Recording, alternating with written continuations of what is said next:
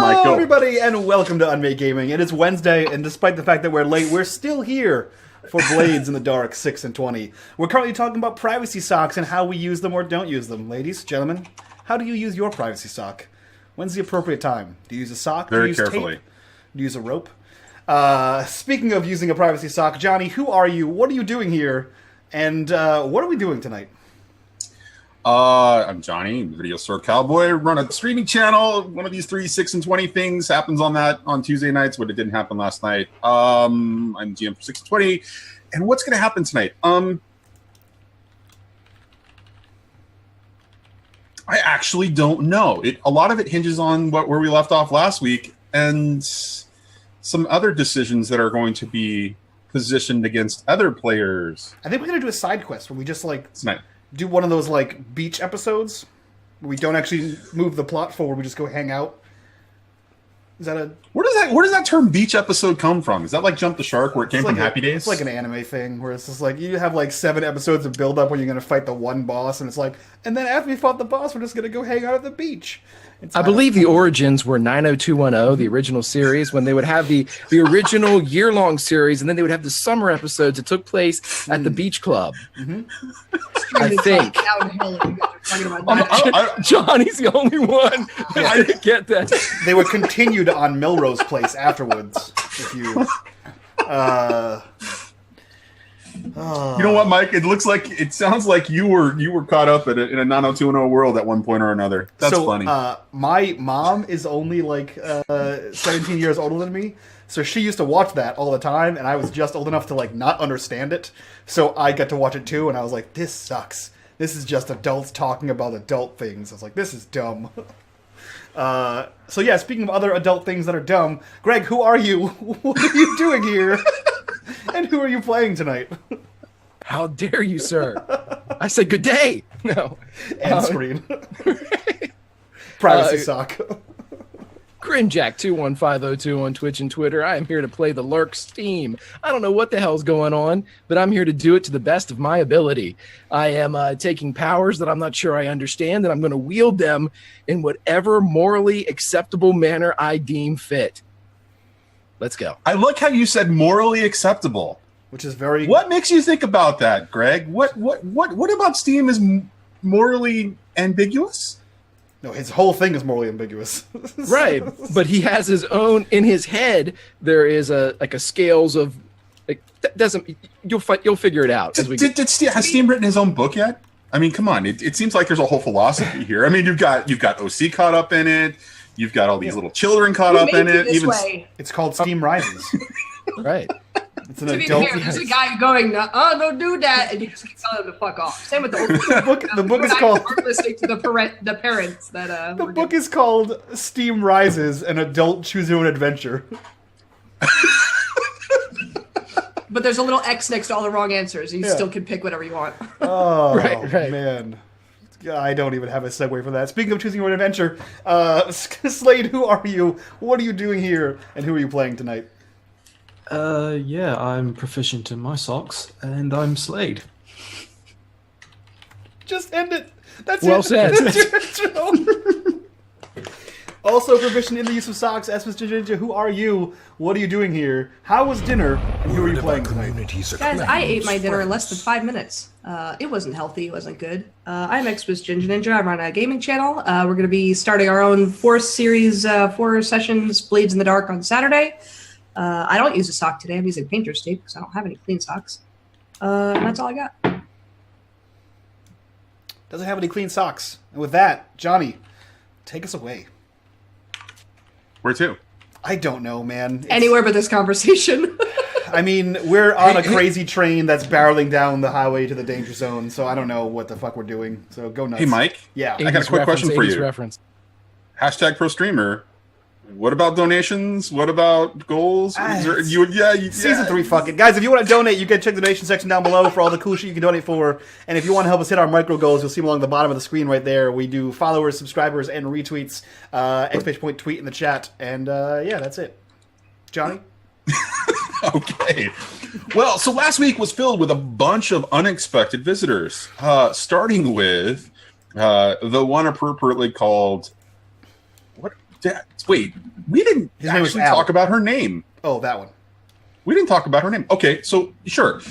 One of the Dimmer sisters, who is currently haunting OC, makes an appearance and makes an incredible offer.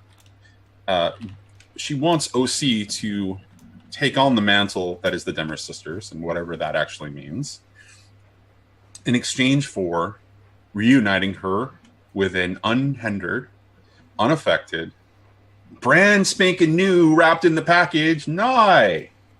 And she gave her a taste of that by fixing whatever happened with Nye. And OC and Nye got an opportunity to have a very strong, intimate conversation about the situation and that choice. There was some sex in, behind the screen, but that was kind of an off-camera. Suck. Right. I'm just laughing at Steve over there, just judging. It was in my bedroom. It was your bedroom, man. That's kind of gross. Make sure you change the sheets. There's ectoplasm everywhere. Some type of plasm. All right. And so while that was happening, we also had a little bit of a visit from the judge, who showed up to kind of harass Steam, but Steam just wasn't having any of it, and he wasn't taking any of the old man shit that day. Subsequently, there was a couple of things going on prior to those two people showing up. One being that one of OC's establishments, the one in Night Market, was actually attacked, and she went to investigate and found that her people were being targeted inside of Night Market, and she now has them currently secured in that location. Separately, Steam got word through Gillis, one of his lieutenants, that there was a bit of disturbance among the crows, and he sought to reunite them and reinvigorate them by having a gathering and having it out, as there was some deception going on. To which we introduce our third antagonist from last week, Al. And Al was there to just stir some shit up. Now, Al was a demon, but he also had some serious influence among the crows and was turning them appropriately against Steam and the Shroud to kind of antagonize you. Was it really more than just antagonism at that point? I don't think it was, or so you thought. To which we kind of flowed into a big fight that happened between Al and the group, to which I believe it was OC who finally dealt the blow. Is that correct? Yeah, that's right. I snapped the knife off. You snapped the knife off in him, and he died. She snapped him off. Definitely delivered the final blow. Definitely a blow. I feel like there needs to be more call for phrasing in there, but those weren't appropriate guys. Anyways, so at the end of that, OC got a final moment with Nye, as the condition of her being returned was temporary. And that is where we ended, with Nye just kind of fading away and the sister just coming in and asking the question, have you made a decision? But we're not going to start there. We're going to context shift real quickly over to Raymond. Now, Raymond, something's on your agenda. What was on your agenda? Yeah, have a meeting to go and meet with the Northhook people. Right. And you were choosing to do this without the rest of the crew then? Yeah, that's correct, because you may or not remember, I was knocked out of my transpouter state. So I'm not in the best of mind shapes, which I'm nervous about. Okay. And you're still phasing in and out of the ghost field when you fall asleep. Yes. So let's establish a little bit of the narrative behind that. The meeting was to happen the next day from the events that happened at the Crow's Nest, where the fight with Al and the conflict with the sister and the judge, and the subsequent experience for OC and Nye. What happened between that time and the next day where you chose to go off? Did you get any sleep? Did you return home? What was where's Raymond's mind at this point? Yeah, so after seeing the things go down, especially with Steam's Crow's residents, and everyone else is dealing with their issues. He took this upon himself now to go back home and think about his family, because he knows he has connections with the Northhooks, with his family ties, but he does not want to bring his Shroud family into this, because he has answers that he needs to find. And sometimes when the Shroud gets involved in negotiations and talking, it ends in a lot more bloodshed than what we're used to. Right. But what does that say about his state of mind at this point? So if he's going back reflecting and he's not sleeping, secluded. Is he starting to wind up yet, or is he? I mean, because in the trance it would state, be during his sleep. During his sleep, trying to sleep while he's been in this trance state, he has been able to get some sleep. But now this constant screaming, bickering, all in his ears. He's not getting much sleep, because now that his parents have finally realized he's out of that state, they're going to be using every ample opportunity to get him riled up again. They want their Raymond, and they're going to try and get him. Okay, and so by the time you actually make the meeting itself, you are already in a state of distress? Yeah, or more than that. Yeah. Okay, all right, so the meeting that you were set up to go to was actually at the Northhook Company's offices inside of the docks.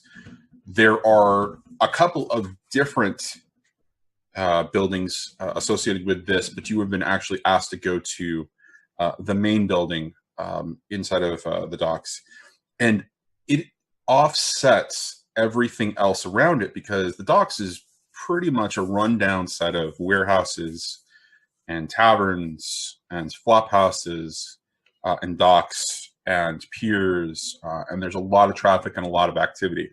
One of the things that's going on in the docks right now is there's a flurry of activity to rebuild the iron ships that were damaged and to build new iron ships. So there is constant activity 24 hours a day.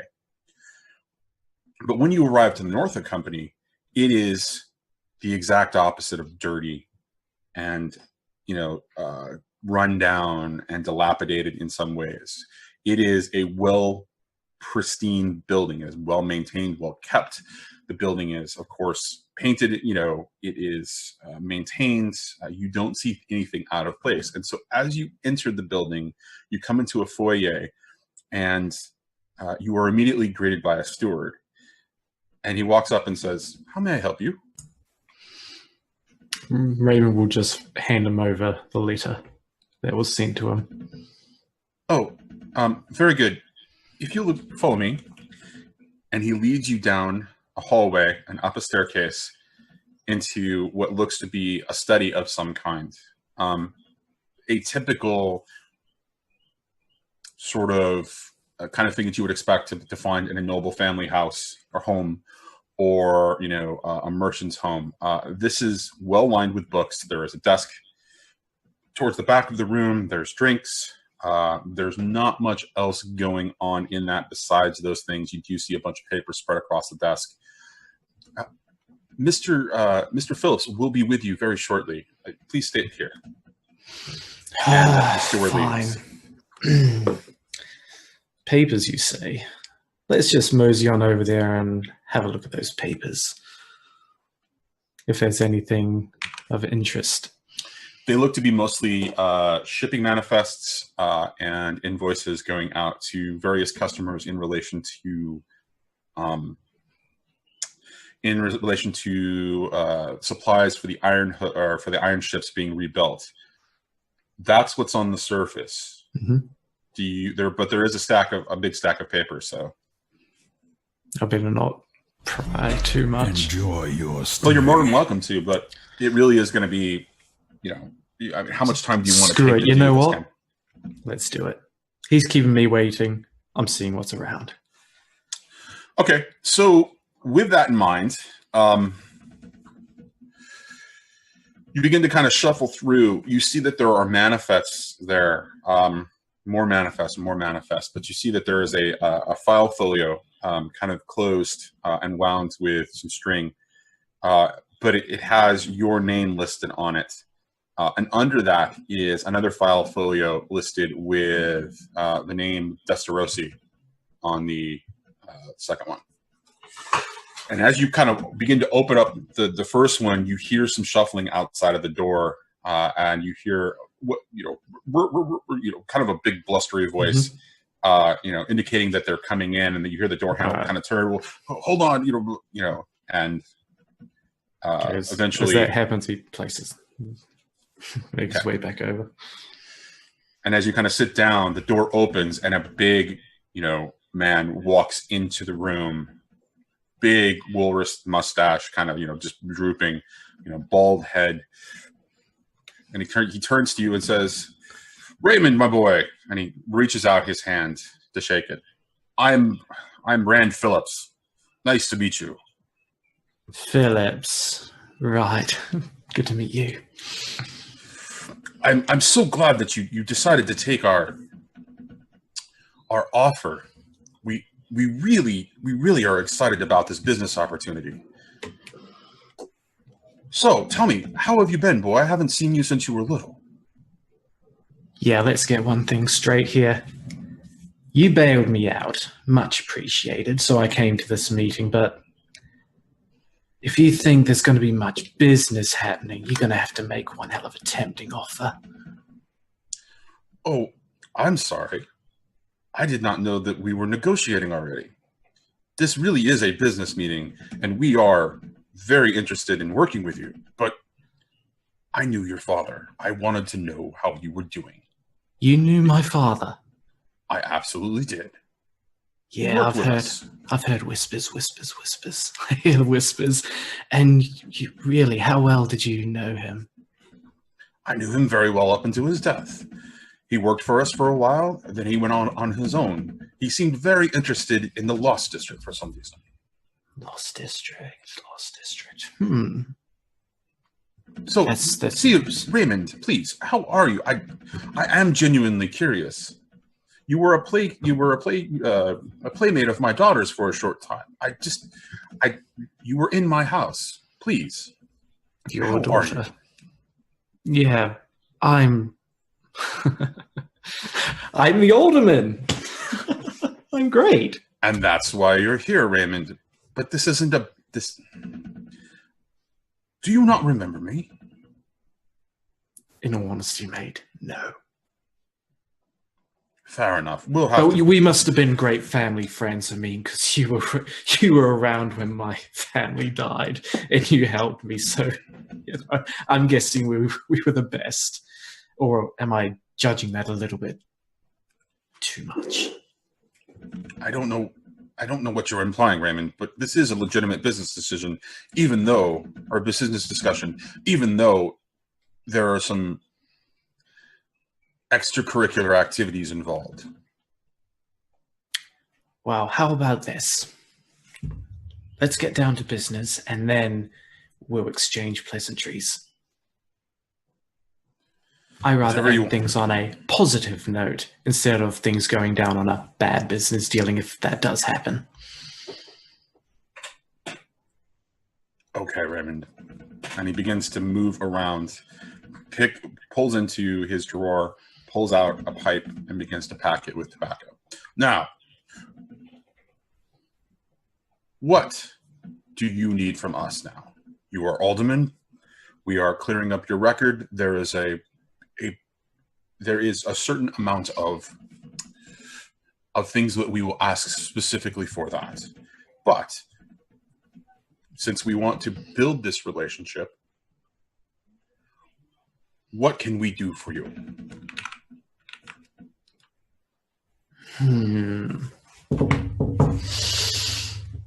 An interesting question. You seem to really want to solidify this relationship.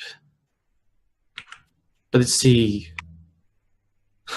you may know me, but I don't know you. You sent one of your solicitors to come and bail me out, and now it's as if you're a fairy godmother granting me wishes.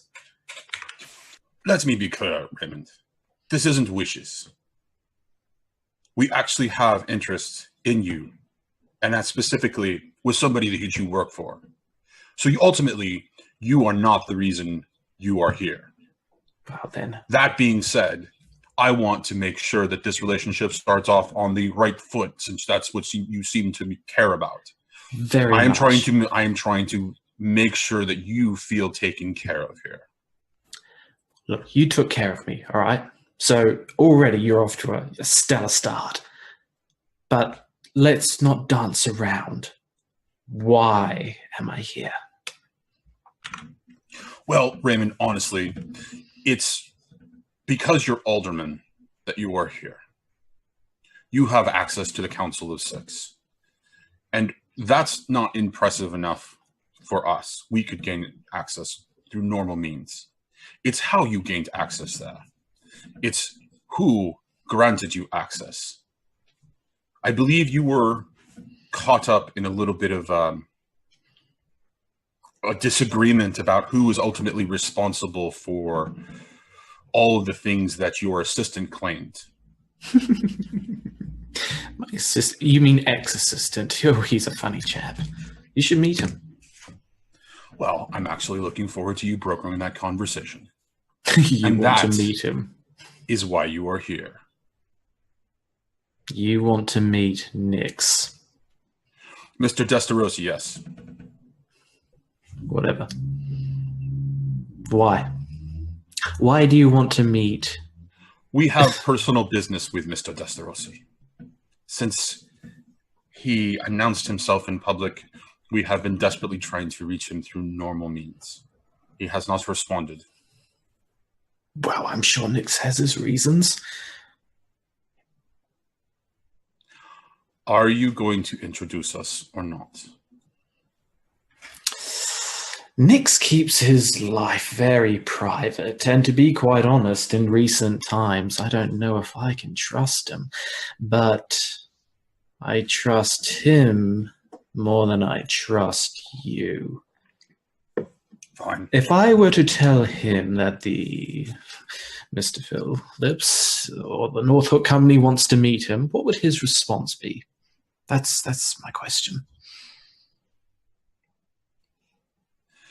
Clearly, you think to try to play games with me. So let me be perfectly clear. You don't matter here, Raymond. But I know something that does matter to you. The whereabouts of your orphan brother. Is there anyone else in the room? No. Or is it just him? Nope.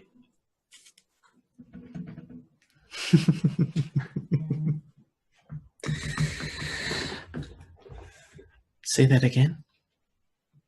I think you heard me clearly.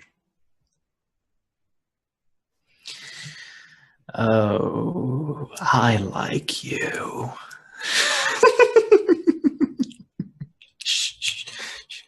Yeah. Oh, I've been needing that answer for a little bit now. You know? You know where he is. Mm-hmm. Interesting. So let me get this straight. I bring Nyx to you. You tell me where my brother is. One better. I will introduce you to my stepson. Your stepson? Yes, he was adopted by a lovely family.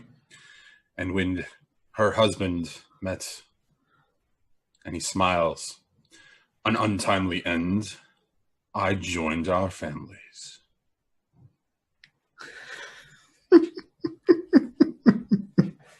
Where have you been?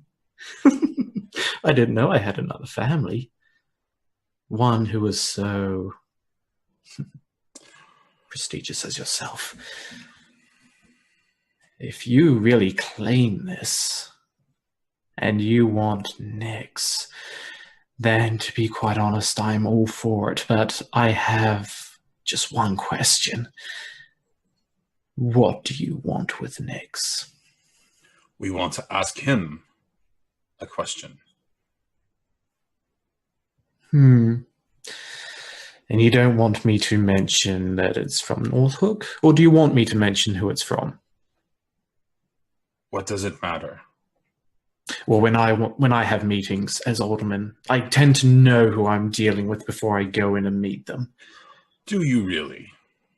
No, not really. I have people for that. I thought so.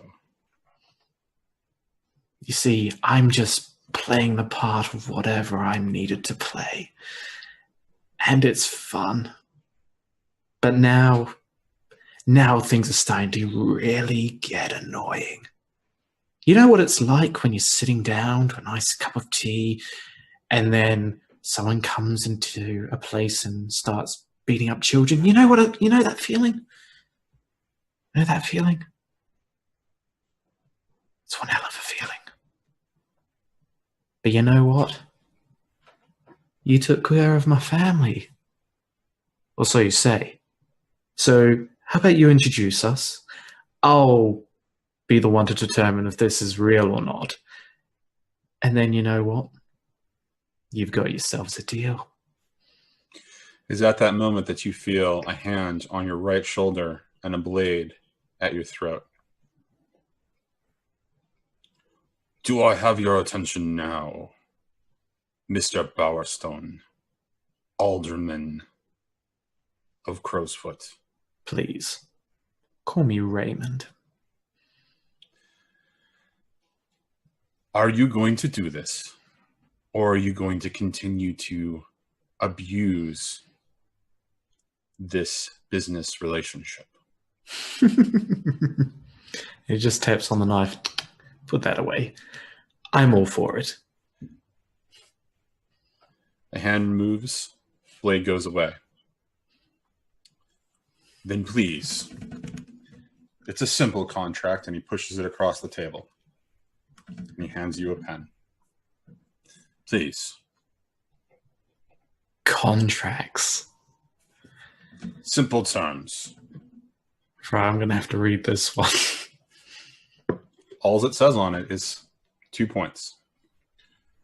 Northhook Company, in care of Mr. Phillips, will introduce you to your brother in return for an introduction to Nyx Distrosi.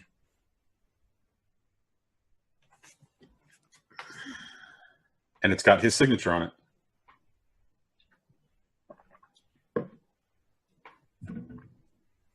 Oh, this is going to end me, but you know what? Give us the pen. Thank you. And he begins to kind of fold it, and the mark begins to appear on your right arm of the Northhook Company. The monogram. In plain sight for everybody to see.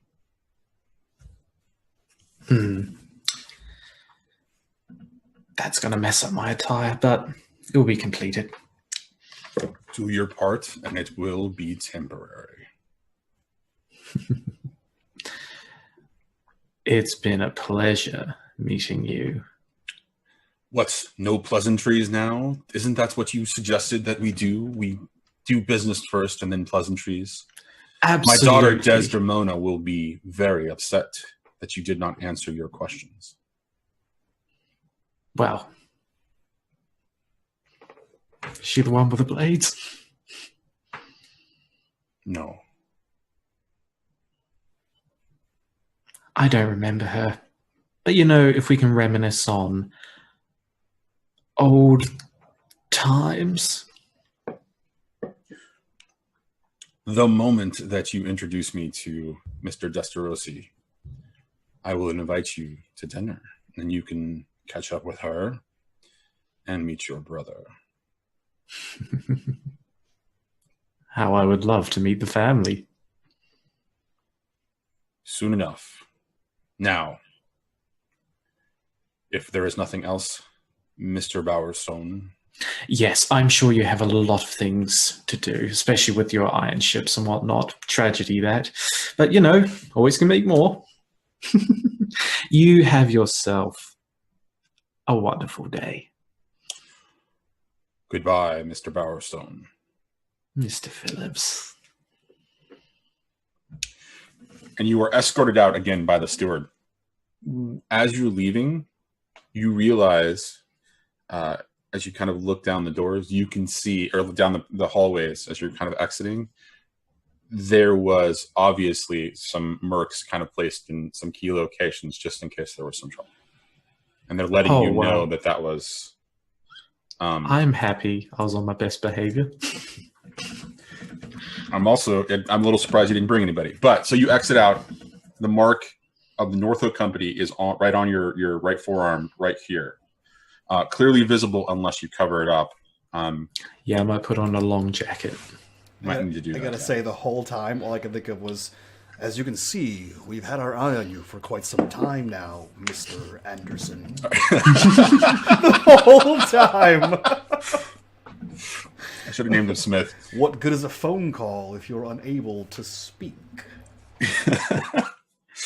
And so as you're exiting and you begin to move towards wherever it is that you go, you realize that you're being tailed. The whole time? No. The tail is new. Okay. I'm going to try and lose him. Okay. How are you going to go about doing that? So I'm going to be entering the sewer. Okay. I know the sewer outline. So I'm going to enter there and ghost field my way through. You're going to ghost field. You're going to... Okay. Then please roll me a fortune roll. Oh, fun times. Season 3, fuck it. Season 3, fuck it. Well, one to start. Yep. One for sure luck. What else is in his favor, guys? Nothing? Did you not see my face of he's so fucked? Yeah. I mean, so giving him 2 is... really nice of you. Please don't take any away. This is all he's got going for him. Yeah, I think if 1 is the minimum you can roll, I think that's what he rolls. There's more against him than there is for him. So I think the only positive is that he knows they're tailing him. But that's not, that's not even a positive. That's just a fact. I go for 1. So that's a 50-50 kind of a thing. So all right, let's see it happen. Ooh, yeah. Wow. Okay. Given that you rolled a 6 on a fortune roll, and given that the pool was no bigger than 1 die, you definitely slip away. And you slip away very quickly. But as you do this, you decide to take an opportunity to kind of look back, or kind of sneak around and get a good eye on this particular person that's trailing you.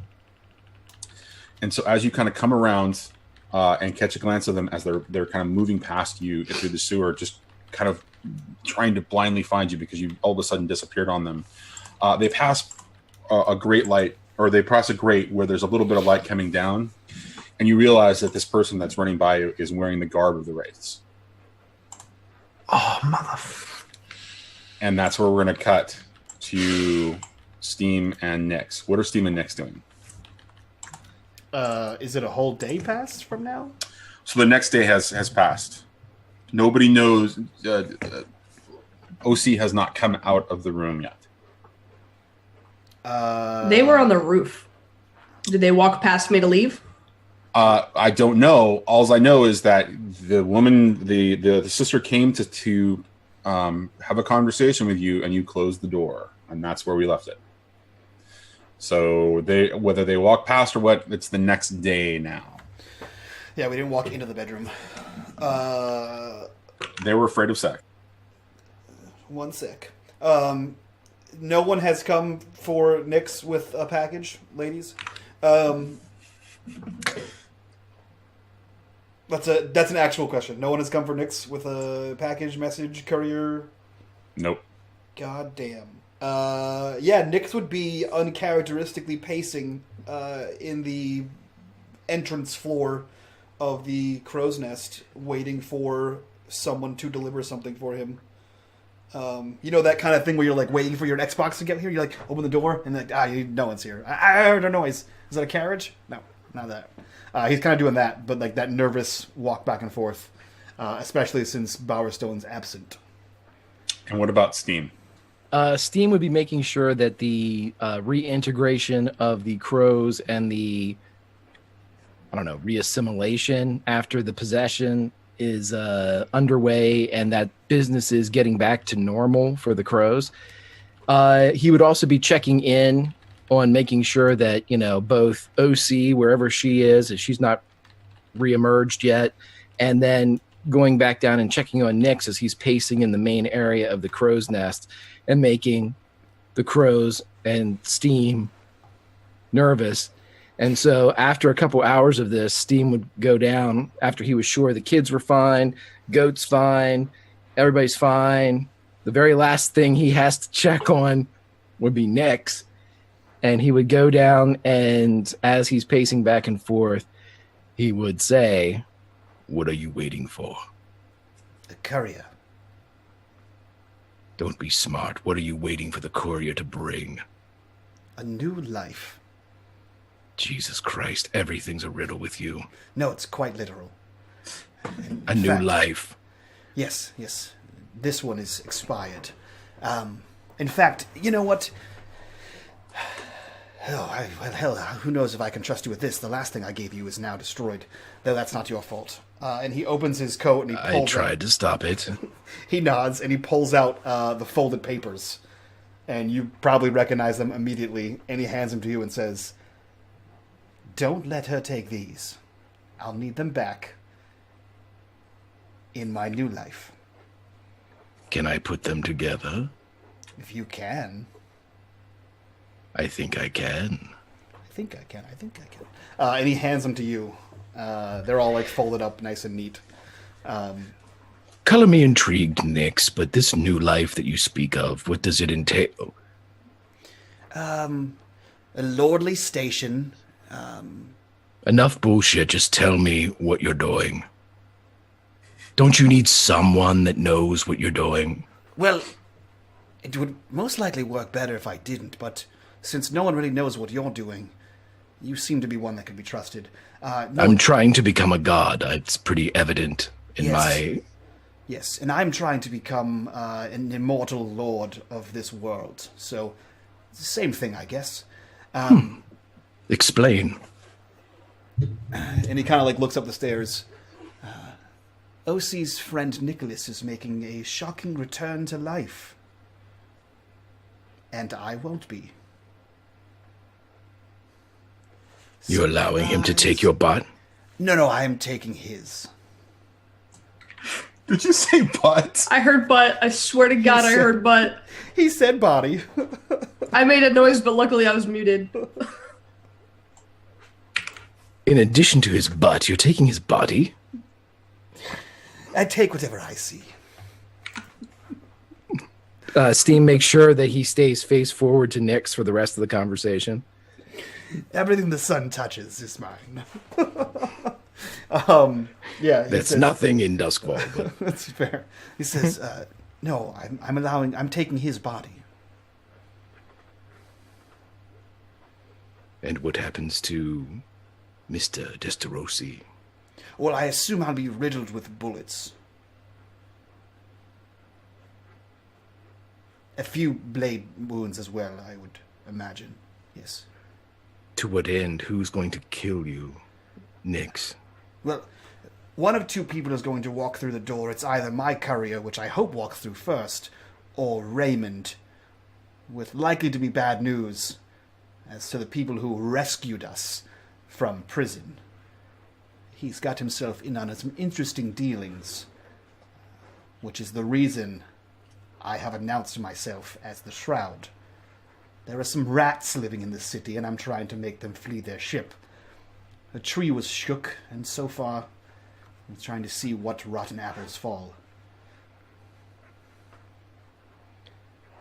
this is worth the life that you've created for yourself? Well, I'm damn well hoping it is. If not, I've accidentally killed myself and achieved immortality. Oh, woe is me.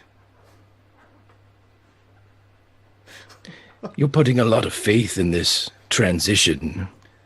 Well, yes. Yes, indeed. You see, this... And he motions behind him, and he says, the flotilla, you've seen it.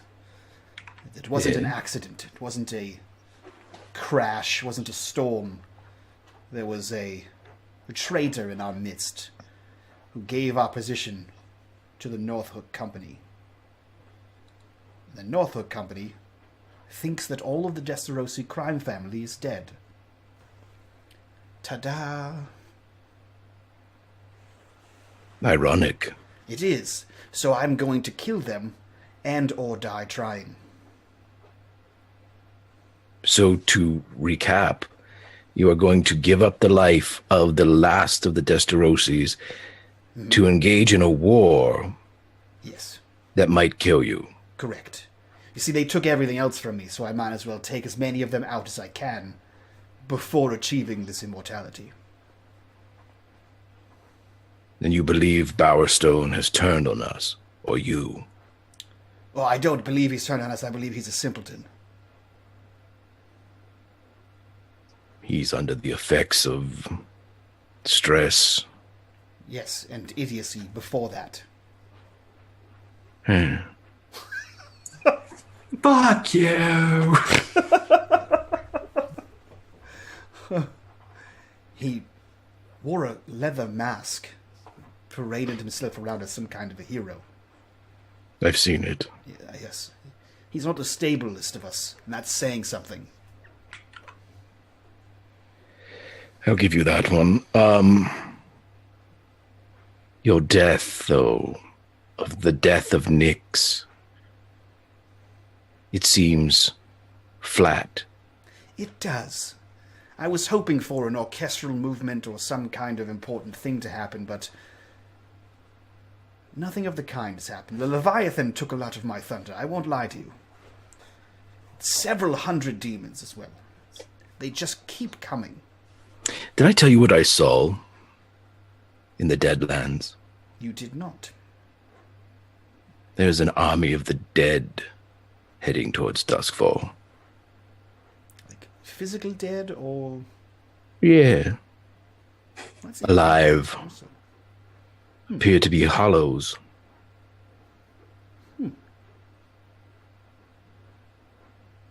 That's inconvenient. Potato, Immortality is potato. looking really good now. Over what? Mortality. Another city? Yes, mortality would be the counter to that. Well, you're the big picture man, Nyx. I am simply a shadow walker. But I would think that if I were to die, I would want it to mean something. Yes, well, so you believe you're a god, despite me telling you that the gods were lower than the demon princes, and you believe that you're a god because of your heritage, yes? Maybe 40% of that is correct. Okay, good. 40 is enough. Not only will I be immortal and in a new body, that body also shares your heritage. So if you need a new supplicant for your god war, ta-da! I've already thought of this, Nyx. I'm not saying that you shouldn't end the life of Nyx. I find it intriguing. I'm just saying you don't just take off an old sock and throw it away when you could turn it into a bomb.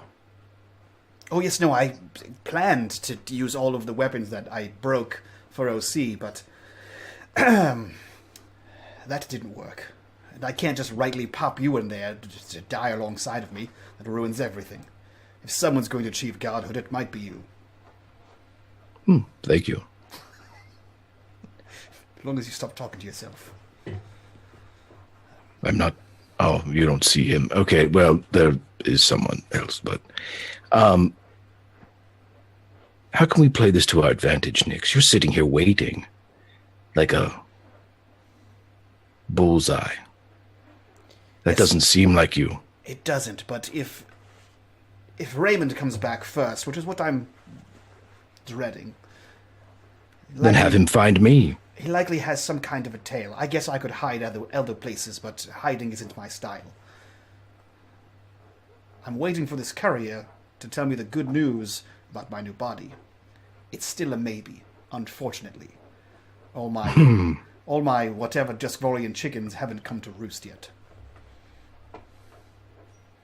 Well then, before we give up the sock, we should maybe make sure all of those chickens are in a row, or is that ducks? I don't know. Those are beasts I've never seen. We have used far too many colloquial terms here. We direct. I agree. I don't know what we're talking about right now, but I do know this, that we need to, if Mr. Destarosi, the Shroud, is to die, it should be in grand fashion, not in supplication. I agree. What do you have in mind? I've got an idea. Shall we retire? He points up the stairs to whatever the hell awesome room I assume there is in the crow's nest. I thought you were talking about something else for a moment, and I was very excited and thought about our training. Your room is occupied. It's a different...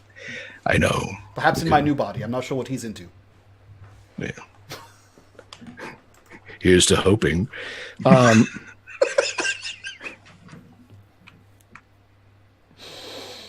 Yes, let's retire and wait for OC, because she is going to be integral in this as well. So I have a question. Sure. Nix, who else knows that you're actually occupying the crow's nest at any given time? Fucking no one. That's why he's nervously pacing. That's why he's in Nix's mind, he's hoping that this guy went to go deliver to likely the gallows respite, and one of the homeless saw it happen and was like, "I'll take that." So probably the homeless always know where to find Nix, but no one from the Path of Echoes would likely know where to find them without some kind of scrying ritual. So with that, a homeless rook comes up, walking up to you as you're pacing and about to take off with steam there, and he passes you a note, and on it is a message indicating that there is the report of an impending attack on OC's Silk Shore establishment. And we're going to cut to the room with OC. So, once the woman came back, OC would have turned to her. I do think I'm ready for you to show me.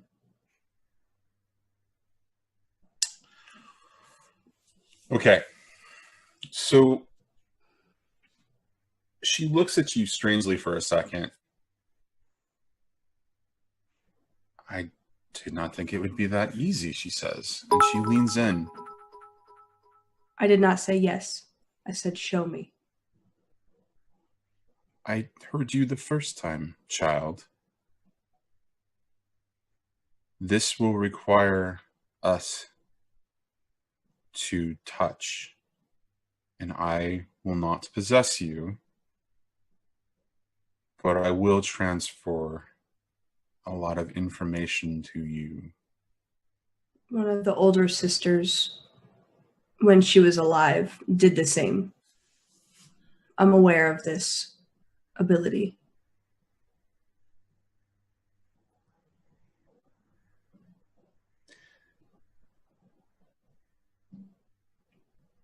You will lose time. You will... Just so you know, time will pass while we do this. I have a lot to share with you. Are you ready? Born ready.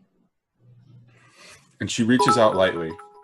How are you in the room, because you were sitting next to Nye the last time that we saw you. Have you changed that position? Nye is finally asleep, passed out next to you in the body of the woman that you brought to her.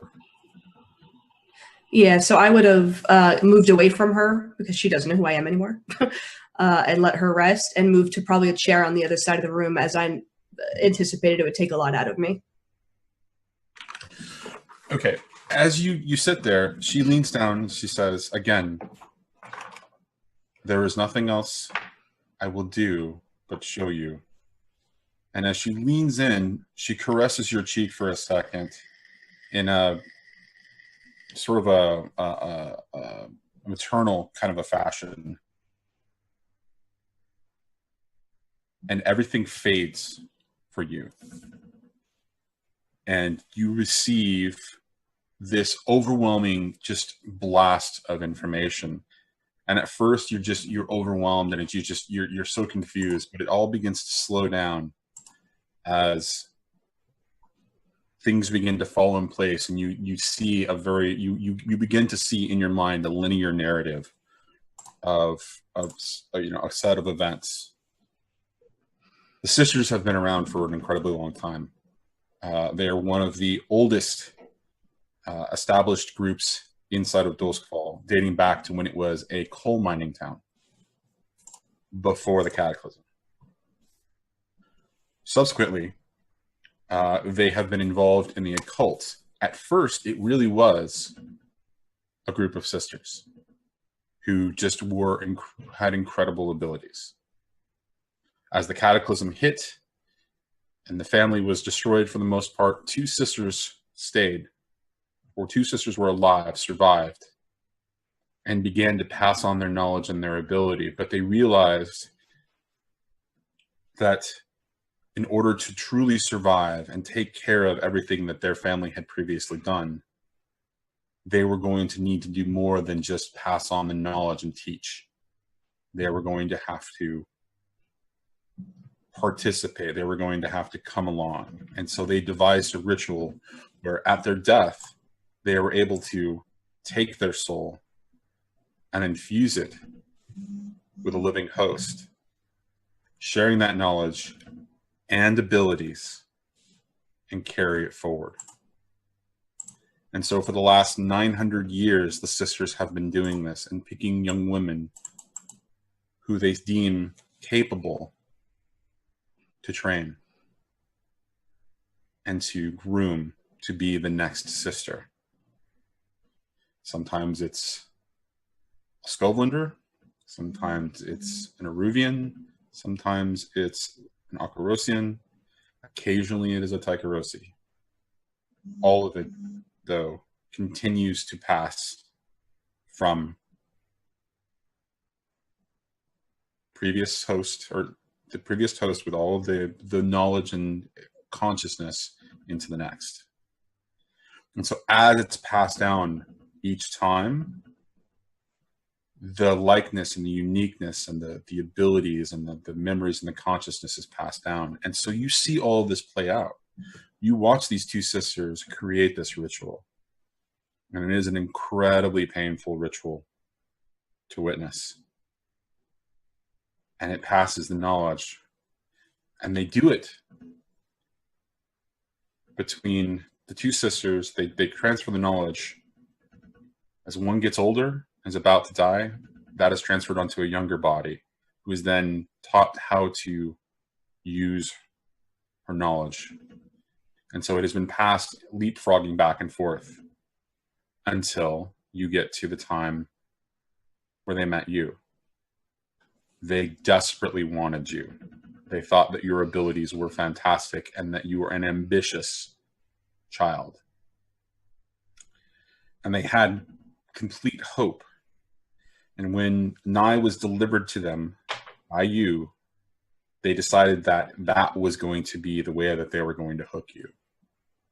It was always planned that that would be the way to bring you forward. And they knew that they would eventually bring Nye into the fold as well, as a part of this whole experience. But then you grew angry with them when their plans didn't go exactly as they expected, and they died, thus severing the lines. And they show you that now everything would have to pass from one to the next because both sisters are gone physically. Their memories, all of their consciousness, everything that was them will have to be collected again from the various spirits, the receptacles that they have been stored in by alkalites who were helping the Dimmer sisters.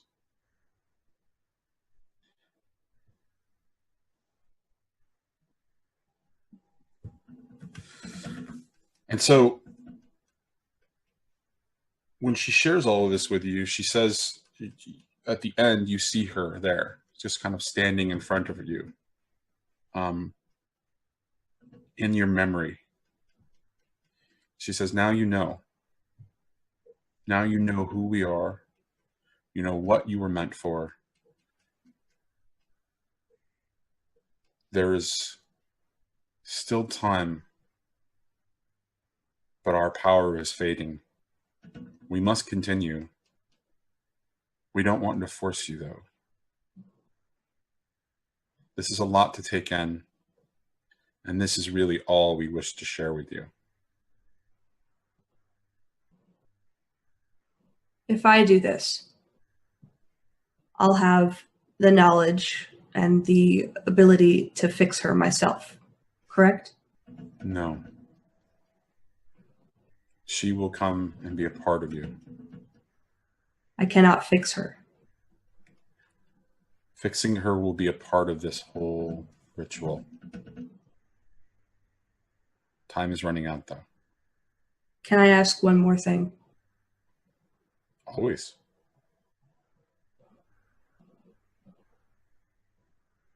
How does one permanently kill Chaos? For good. No body hopping, no games, no new faces, no surprises. No making me kill my friend.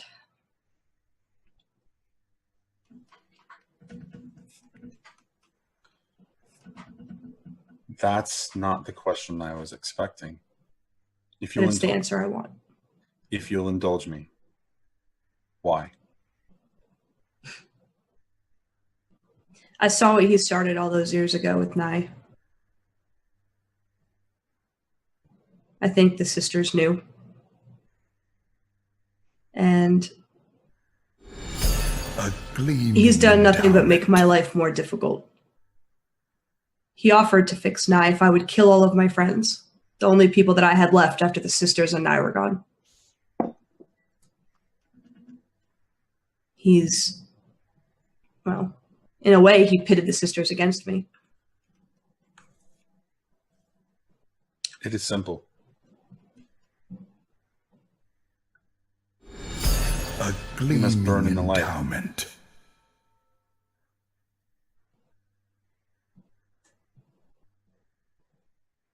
And how do I make that come to pass?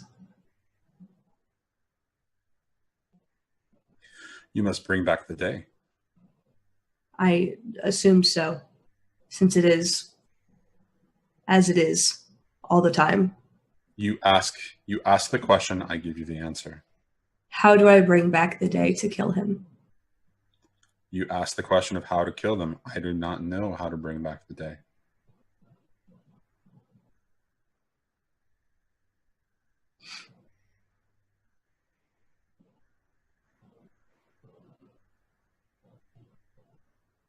Well, last question. Will my friend actually become a god? Or is it just some trivial... How am I supposed to know the answer to that question? This is it's not just about me. I'm not making a decision just for me right now. When the sisters weren't there for me, when they were lying to me, when they you played games to try to get me on their side, I understand why now. But while these things were happening and I didn't understand, I looked elsewhere for help, for friendship. That's why I ask. It does matter. Your friend is on a perilous path. Endowment. His choices will lead to his ruin as far as we can see. But we are not on his path, and he may have knowledge that we do not understand. Every other person, being who has tried what he is trying, has burned out. Maybe he's different. We do not have the answer. And then when you see her say we, as she's in there in your dream, you begin to see more and more of the sisters just there with you, kind of in front of you, as they kind of fill in this place, this room, this place in your head. You keep asking questions that we cannot even possibly answer. We can help you, but we don't have an infinite knowledge. We only have what our experiences have shown us. But that is what we are offering to you. And I am to find these sisters and split the knowledge for two, to search for these gifted children. You are to share the knowledge and pass it on. A gleaming As endowment. we have passed it on for generations. And when you are old, and it is your time, you too will pass into a new young woman who will be everything and more that you are. I think I've heard enough. When do we start?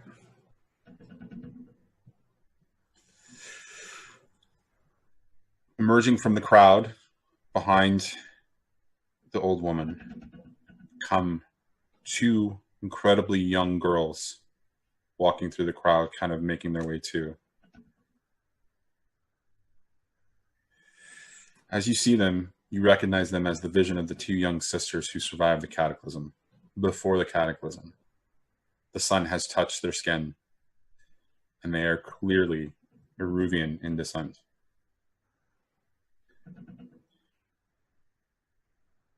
As they step forward, they say as one, "Are you sure this is what you want? There is no turning back."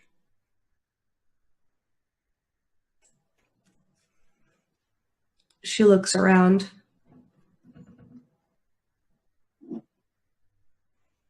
Looks at Nye sleeping. And puts a hand out. Never taking her eyes off her. The dream image fades and you wake up. You're sitting in the chair still. Across from you is Night. In your head, you hear a voice in unison, two young girls. We will begin shortly. And the old woman pulls her hand back and says, "I have much to go prepare. There will be needs for help. I will return shortly," and she fades. And it is at that moment that Nyx walks in, some information for you. You do, because you just got some information. Silkshore, an attack incoming. But I do walk in. Do you walk in, or do you You guys were about to walk upstairs. That is upstairs. Yeah, it's a room though. We didn't. I don't know if we're going in the room. We were going to wrestle. You know, I'm going to wrestle. You just step out. Greco-Roman. Okay, OC leaves so they can make it wrestle Have again. a Greco-Roman. It's Greco-Roman. Okay, it's Duskball. Greco-Duskball. Yeah. Greco-Roman. I'm just so gross. Yeah. It's lots of ectoplasm. Anyways, run into each other. Yeah, he would have shown that note to Steam before showing it to OC. No, fuck. Does Steam convince Nyx to hold on to that information until the appropriate time? I didn't realize he had shown that to Steam before he took it upstairs. Yeah, I didn't know we were cutting right to OC. Yeah, he would have shown it to Steam before we started walking up the stairs. Okay, well then go back because he would have opened it expecting it to be what he wanted, and then well, okay, well, it's less than stellar news, and he hands it to Steam. We're walking up the stairs. I assume that's where you were going once you got the information. I made a mistake. Play the scene out. You showing it to Steam. That was it. He looks at it, expecting it to be what he wants, closes it, and hands it to Steam and says, "That's less than stellar news," and hands it over to him. OC is in a delicate state. I wonder if this is something that she should see right now. Yes, she's delicate. She has much on her mind. It might drive her from us. Yes, or drive her to destroy another one of my blades with her brilliant ideas. Right. This seems beyond her right now, beyond her ability to comprehend and multitask. I couldn't agree more. Fucking piece of shit, because I held out that information on your sister. Now about that wrestling match. About that one. Technically, are we going by points? So that's correct. Technically, there's only going to be 2 winners. Gross. Oh man! Don't play this game with me, Nix. I always come on top. A gleaming endowment. I always love a good comeback story. All right, guys. No. Enough with the vaguely erotic experiences. Is it What's vague? going on? Yeah, no. We continue upstairs and walk by the door that OC's in and nod at it and continue walking. OC would leave her to rest, so she would leave the tower. Okay. She's gonna go talk to the crows, who are still there. Okay. So there's a bunch of crows that are still in the tower, and they're loitering and not really celebrating so much as they are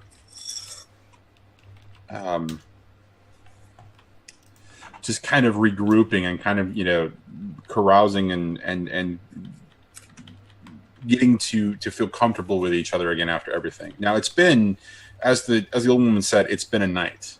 It's been a long time. So a night has passed and we are back into the day, essentially, quote unquote.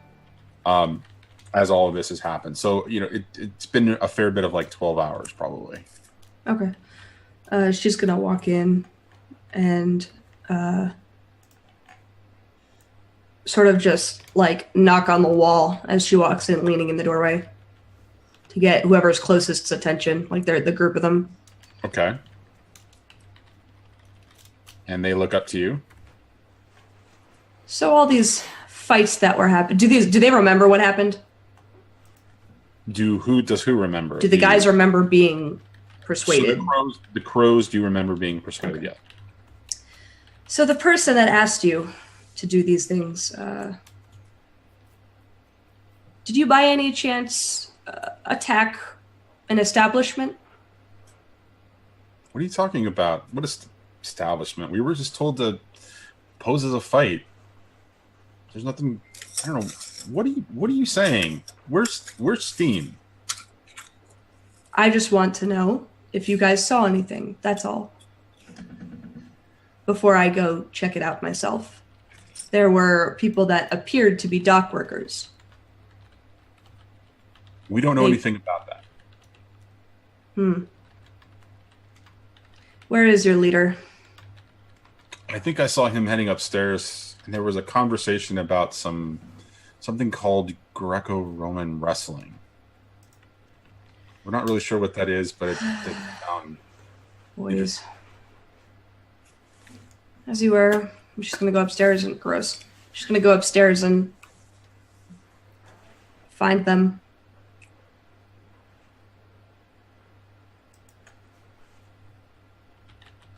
Where do we find you guys? Taking his boots off. No, Love's in the air. I mean, we've been singing Backstreet Boys in the chat, so you know that's playing. Steam, where are we in this? We'd just be like one Crazy floor tower. up from, yeah. Yeah. So I'm going, while I have time, I am going to go find who beat the shit out of my girls. Okay. Anyone looking? She's just anyone who's on that floor. I'm assuming they're both just standing there. It's just the two of them. Mm-hmm. Comparing Yeah. So then, jackets. yeah, she would just speak openly then. And Nye? She's resting. She's not herself anymore. And yourself? Are you also yourself? Well, I want to go check on my girls, so yes. Now that we dealt with that and your band of crows, or whatever. It's a murder of crows. It is. It's multiple. If they were crows actual or- crows. Technically, it's a murder of crows.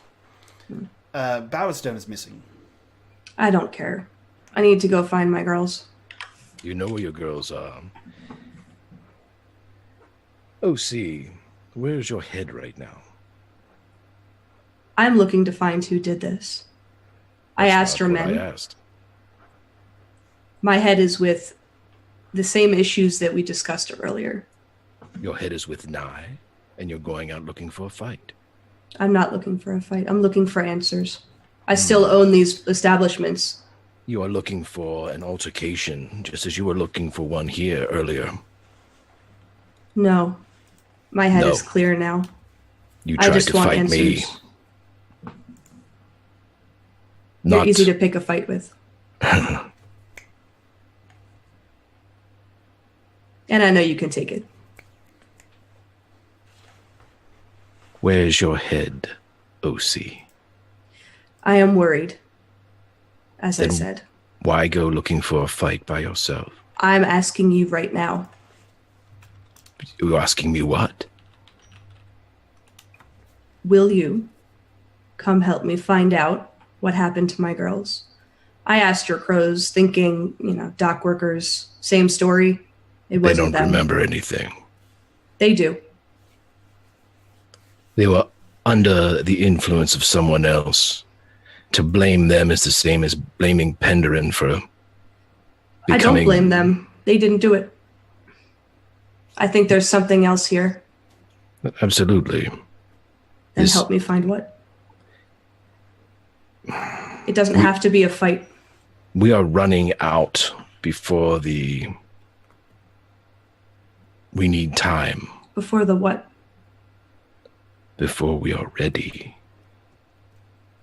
I've sat on this for 24 hours. Normal me, back when I had Nye, back when I was more level-headed, would have done this. I would have done my due diligence, check in on the other brothels. I would have seen what the girls are doing. I would have seen if anyone in the marketplace saw anything. I need Nick- answers. Nix, are you currently under attack? In a manner of speaking, yes. Jesus Christ, that's a yes. Yes. OC, are you under attack? If my girls are, then yes. And we just had a big fucking fight in the crow's nest. Which is over. And Is it? Bowerstone is missing. We are under siege. You better find out who's doing it then. Do you not agree? You think we let this stand? You think we let this happen? We don't let anything happen, but we don't go running into their web further, entangling ourselves. Bowerstone did that.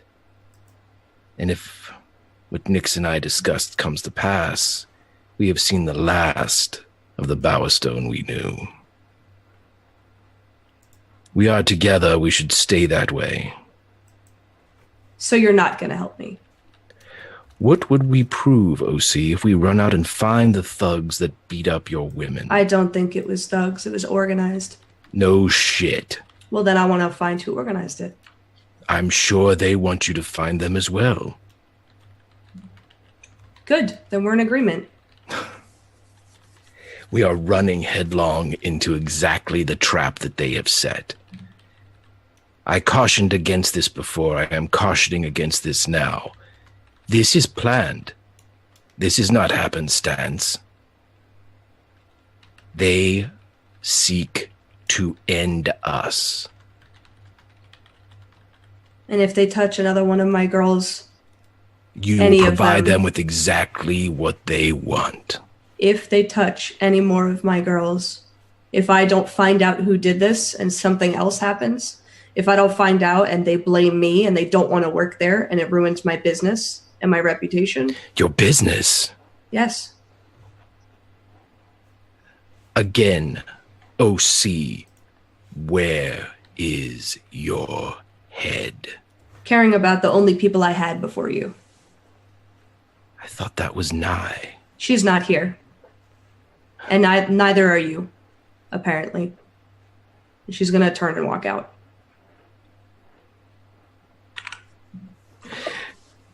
Well, Mr. Desterosi, you labeled yourself the Shroud, correct? I did. It seems that with its introduction will quickly become its exit. Did you have something in mind? I'm going to Silkshore. Yeah, fuck. Where is Bowerstone in all of this? He was at the meeting and then left and dropped his... Yeah. I don't know if I can do a flashback. If he can just be where they are all talking and discussing, to be leaning on the outside of the building, listening in on their conversation. We're on the top. We're in a tower at the top. All right, so making his way up then. As he's making his way up and hearing the commotion, placing his hand on the door and listening in, and as he hears OC making her way closer to the door to exit, he exits down and waits for her on the outside. Okay. OC. Ah, another mystery solved. They're looking for you, your keepers. Oh, I'm not interested in them. Are you okay? No. I'm on my way to go find out who attacked my girls. Do you wish for some help? Not anymore. Not particularly. I'm offering as a friend. Listen, your keepers would be angry with me if I did that. Between you and I, OC, times are changing. You and I both know that. Everyone's out for themselves now. Apparently. So I'm asking you again, as someone that was there from the start, do you want a hand? She's gonna lean in and put her arm on his shoulder. I don't know which Raymond I'm talking to right now, but both of you need to go the fuck upstairs and deal with your keepers. And she's gonna walk and get in a carriage. Oh, by the way, OC. Careful where you stand. Is that a threat, Mr. Bowerstone? It's a word of caution. Because I care. I'll give you a word of caution. Don't threaten me when I don't have Nye.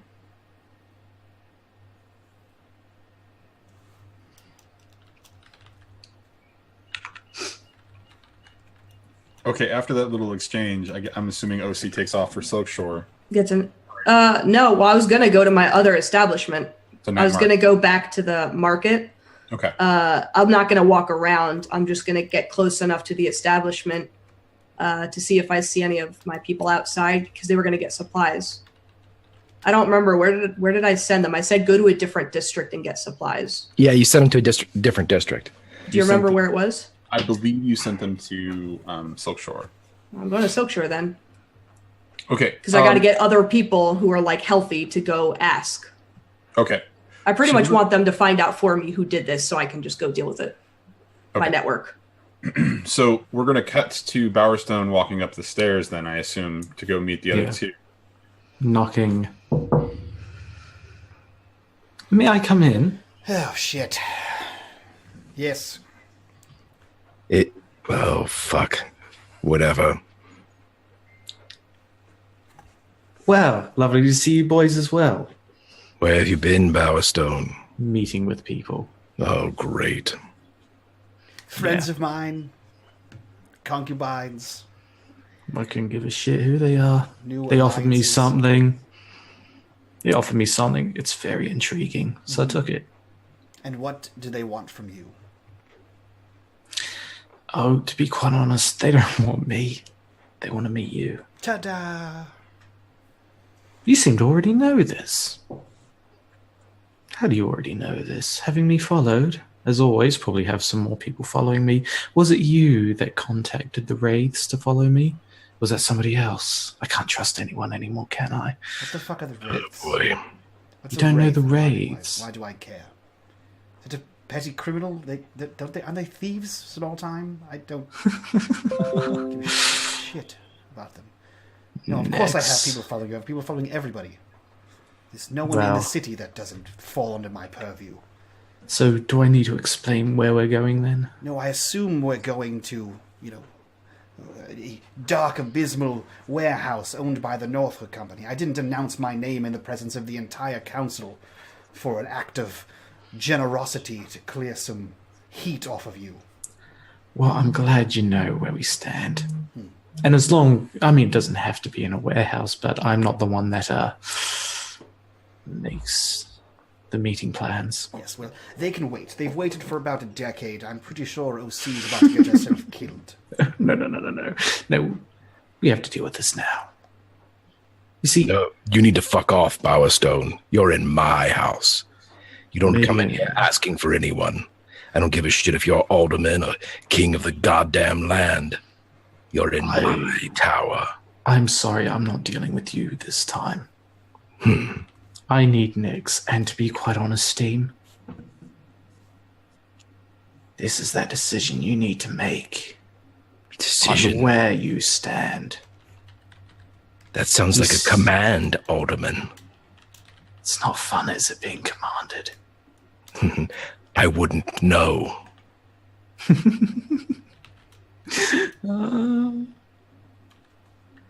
You see, I have other family, it seems. No, Man. for fuck's sake. I've had enough of this shit. Bowerstone, you could have a whole brood of lookalikes. Unless they all join together and combine their brain cells, none of this matters. And what really matters then? What in your world matters? Stick around, I don't alderman. have time to stick around and No, you don't, mortal. mortal. Oh, you've always thought yourself above everyone else. No. I thought I stood shoulder to shoulder with you. Oh, we once did. You once trained me. I once helped your sister. You flew too high, Bowerstone. I think at that Now I Nix- have the... Nix kind of comes over and he puts a hand on Bowerstone's shoulder and begins to pull you in and begin to walk you away and down the stairs. I assume Steam kind of follows because we were on our way out anyway. He says, "I have threatened your life more times than I can count, Raymond. I've told you in as plain a language as I can that you have been a puppet. You have proved your use, and you have outlived it several times over. You stand currently on the precipice of life and death, and while I will go with you to this seedy warehouse and meet your new friends, one more outburst like that and I will push you off that precipice, and you'll never meet whatever family you have left." Careful. See, there's new powers among us. But yes, you will come with me. Yes. You my have own to volition. remember, Nix. Things are changing now. You know the Northwood Company, don't you? Yes, and I will watch them kill you, and likely kill whatever relative you have before I kill them. But as I said, in due time, for now, I believe OC is walking into a death trap. And And she's conveniently good at killing people. clearly, but if you think I've lived out my worth. Really? Somebody that doesn't want our help? Steam walks up and puts his Spirit Bane charm around his fucking neck and just drops it on him as he walks by. Now listen up, you stupid shit. I have had enough of your fucking prattling and your nobility. You were one of us. If you can get your goddamn head straight, you could be one again, but you have already sucked the cock of some goddamn company. And I have had enough of this. This is my house, my tower. My sister, the one that you didn't help, you fucking twat, is in trouble. Get off! Get off! He takes him by the ear and drags him out of the tower, throws him to the cobblestones, and rips off the Spirit Bane charm.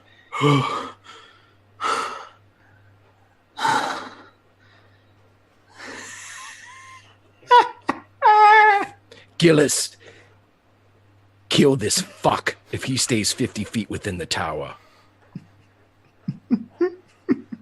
Gillis steps forward, looks down at him. He is no alderman here. He is just a boy. And Gillis leans down and begins to grab you by both arms and pick you up and carry you outside. Thank you, Gillis. Thank you. And he deposits you at the door and then closes it behind you.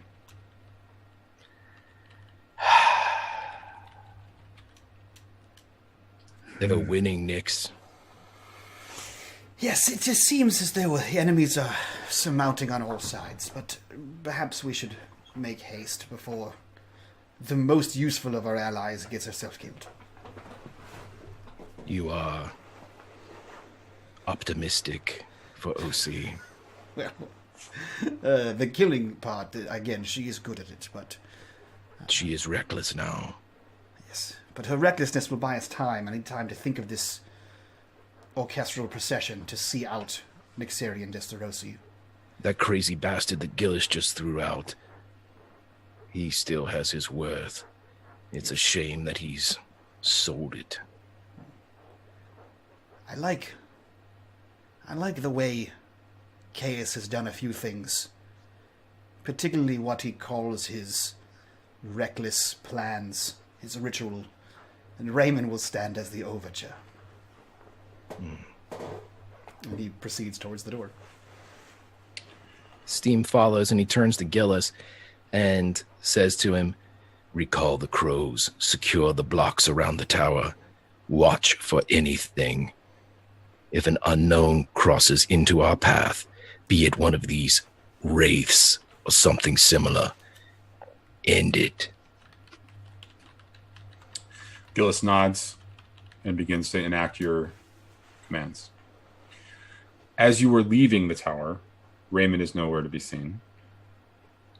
But one of Nyx's other rooks, homeless man, shambles up and whispers into his ear that there are rumors that the Lamplacks are going to be moving against the crows.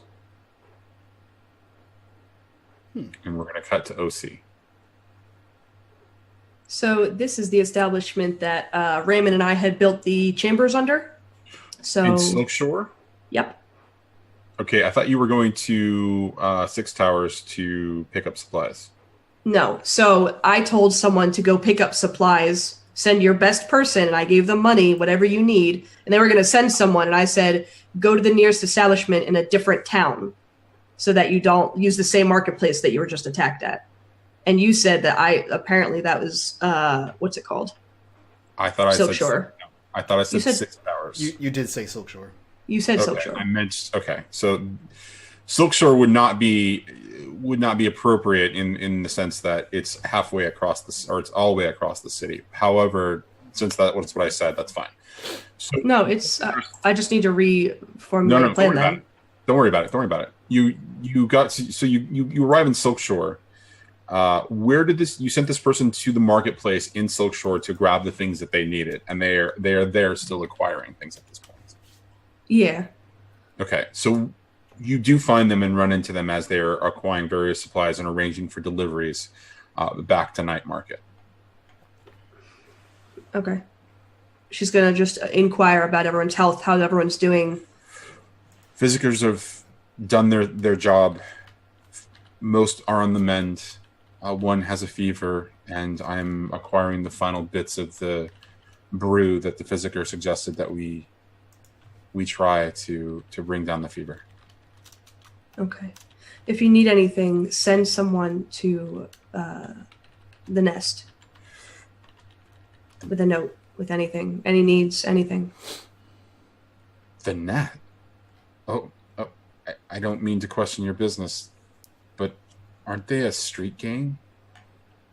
That's where I'm staying now. I'm trying to stay away from the establishments. Trying, and she's looking around.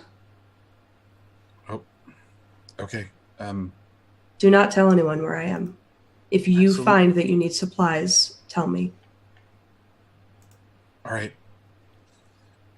I need to get this back to Night Market. The last of the shipments the last of the parcels will be delivered this afternoon. I have paid extra coin so that those deliveries are legitimate and not troubled. All right, I'll send word. I'll send word to the nest. Extra caution. Absolutely. And only tell who you send. Absolutely. And person kind of moves on. What do you do now that you've run into them? She's already in Silkshore. She's going to go through the entrance, the other entrance through her, the Bower Cave. Okay. That is probably dusty because we haven't been there in like a It's month. called the BBC, thank you. The BBC, which is through the graveyard. That's where the entrance is, the secret entrance. And Okay. she's going to go up through the brothel.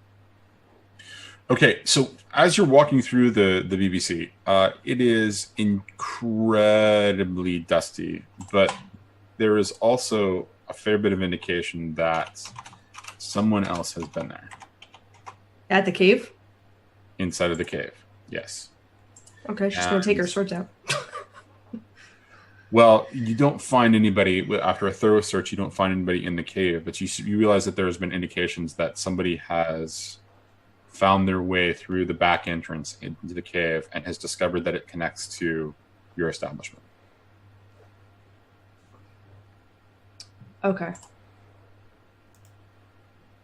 Nobody is actually there, though. It's just obvious that somebody is aware that exists.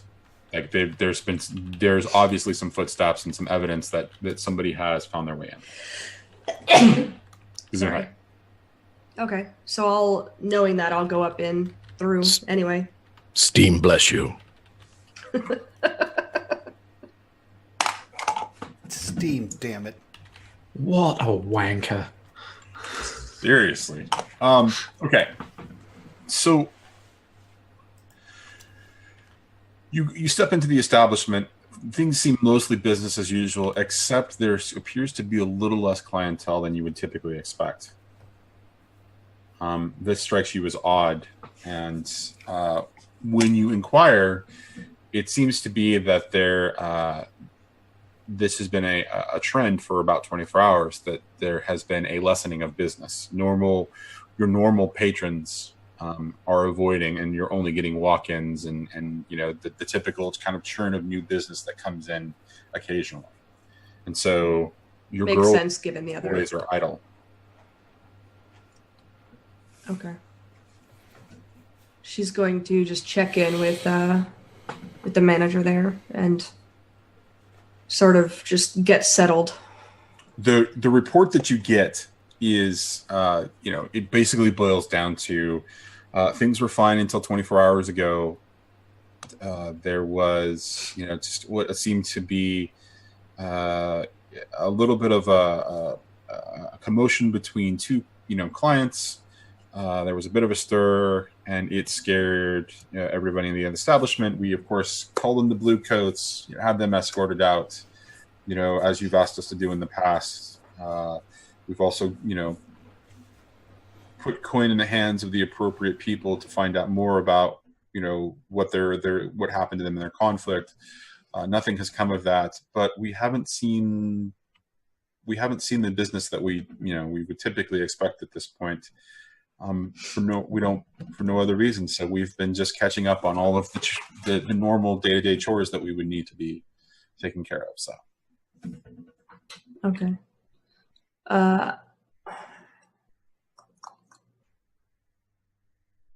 Okay. She's going to inquire about if there was any information found based on what happened at the other establishment, any word, any talk, anything like that. Nothing that we've been able to gather. We heard about the attack, and we sent someone, and they indicated that you had already been there, and so we offered any possible support that we could, but we waited for your further instructions. We had been expecting you.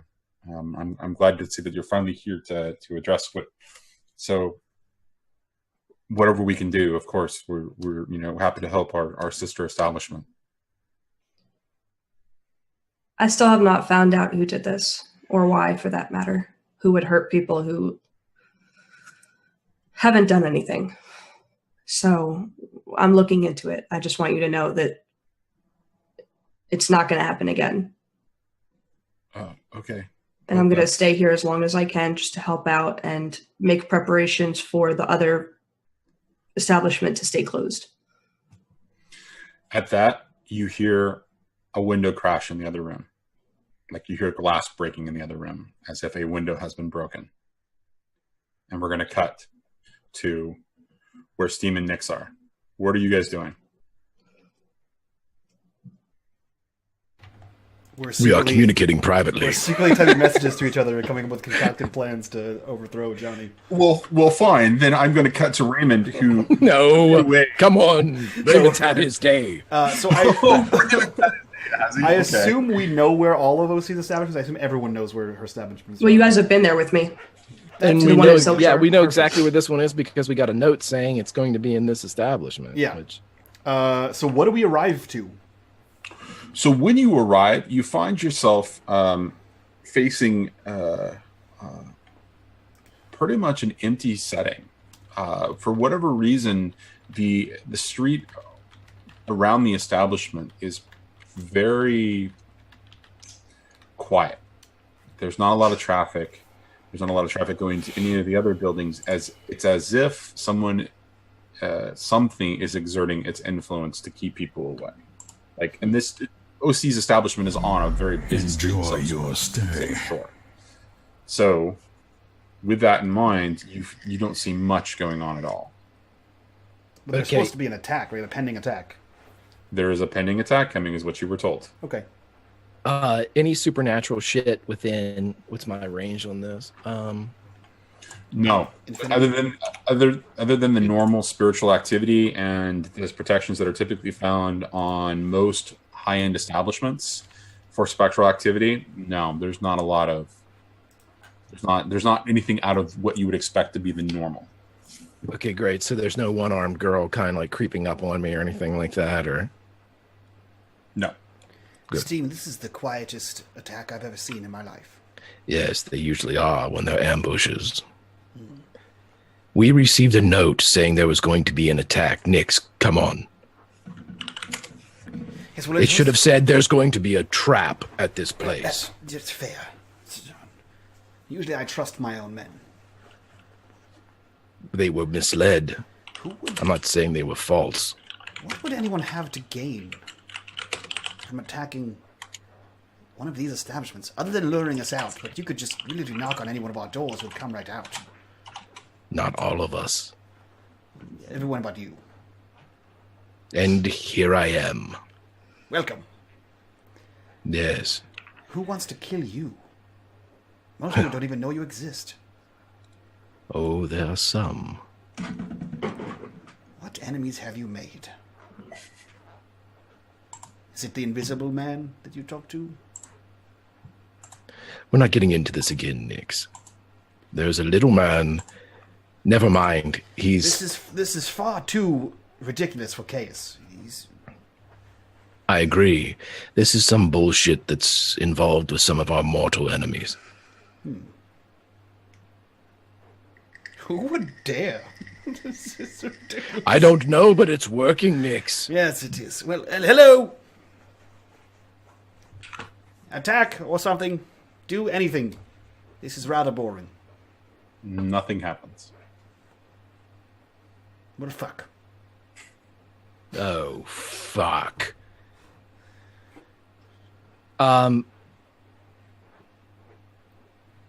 Is OC near? Word about She is in the Louise's establishment. acclaim spreads. Can I see her? Would they have heard the window crash? The window has not crashed yet for them. Okay.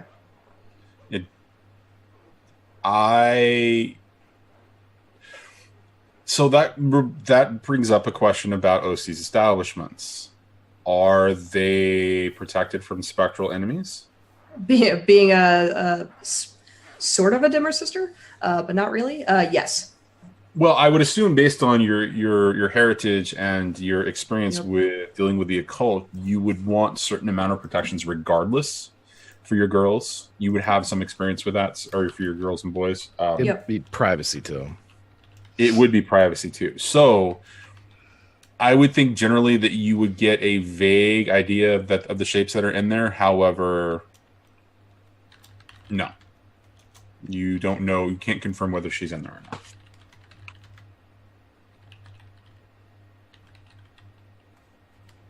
If there was an attack and OC was in there, I think you would know.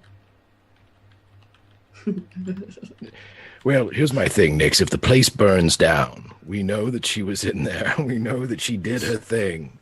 Yes, I'm sure we'll see several dozen hookers run out screaming about the fires and That's why you build them flame retardant.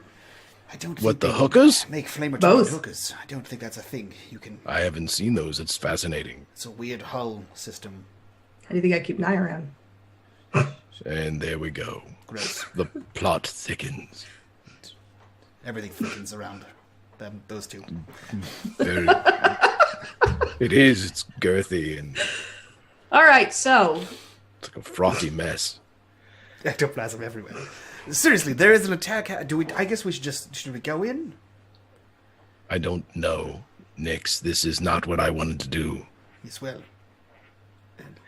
Let's walk this back. A note was given to one of your homeless to deliver Correct. to you. They brought it to Yes. my place, Yes. so it involved me, Right. you, Yes. and OC. Correct. Does that not seem convenient? Yes. As if I had Okay. planned it myself. I didn't.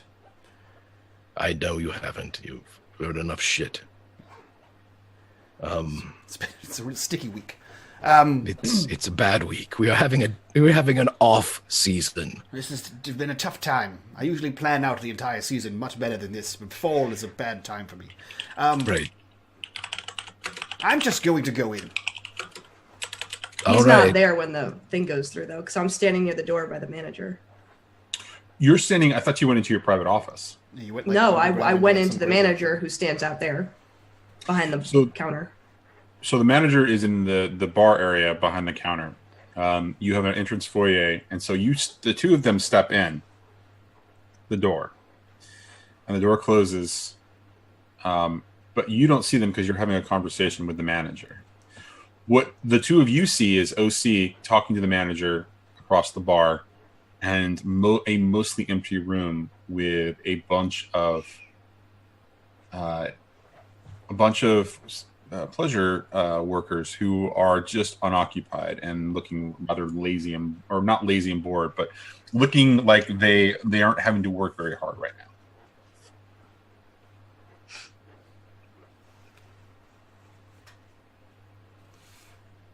Everything seems to be in order here.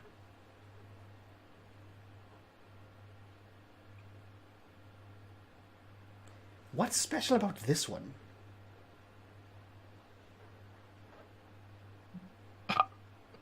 Is this rhetorical or? No, why this one? Inconveniently far away from everything else. It's Silk Shore. It's not convenient to have an ambush here. Do you not remember what we did with Teslin? Everyone came out. It was a shit show.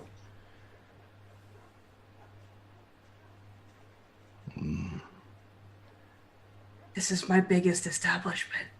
Yeah, It gets the most business. yeah. But that doesn't mean shit to us. Why would someone want to attack this? If I remember correctly, this is OC's biggest establishment. This is. I mean, they attacked my first one. It's the most business here, clearly. How about I say to you guys, Please, for the love of God. The glass shatters. as you're moving into the bar area to go and greet OC, the glass shatters behind you in the other room behind you. And we're going to cut to Mr. Bowerstone. Firing a rifle trying to kill me. Mr. Bowerstone, where are you? What are you doing? Heading back to his office. Your office where? Well, his Alderman office. I'm guessing that's in the... It's in Charter Hall. Yeah, Charter Hall. Okay. That's the one. All right. So as you're walking to your office in Charter Hall, the night seems a little quiet for you. There's not much else going on, so you're alone with your thoughts and your family's thoughts as they begin to kind of pester you. Mm-hmm. But eventually you arrive at your office. What happens next? He is going to declare Steam a wanted man and an enemy of Crowsfoot. And how do you go about doing that? So I'm guessing he has to give that to the officials, which would be the Blue Coats. Okay. And he would actually write it up and... Do I give it to a delivery person to send off? Yeah, I think I'm going to do it that way. Do you use any of your stone cloaks to make this happen? Not stone cloaks. Okay. So, when you hand it off to the representative to give, or the courier to give off to the Blue Coats, you need an official signature from one of the clerks that works there. And as this is happening, the clerk looks at you and says, "So, who is this man that goes by the alias Steam?" Let's just say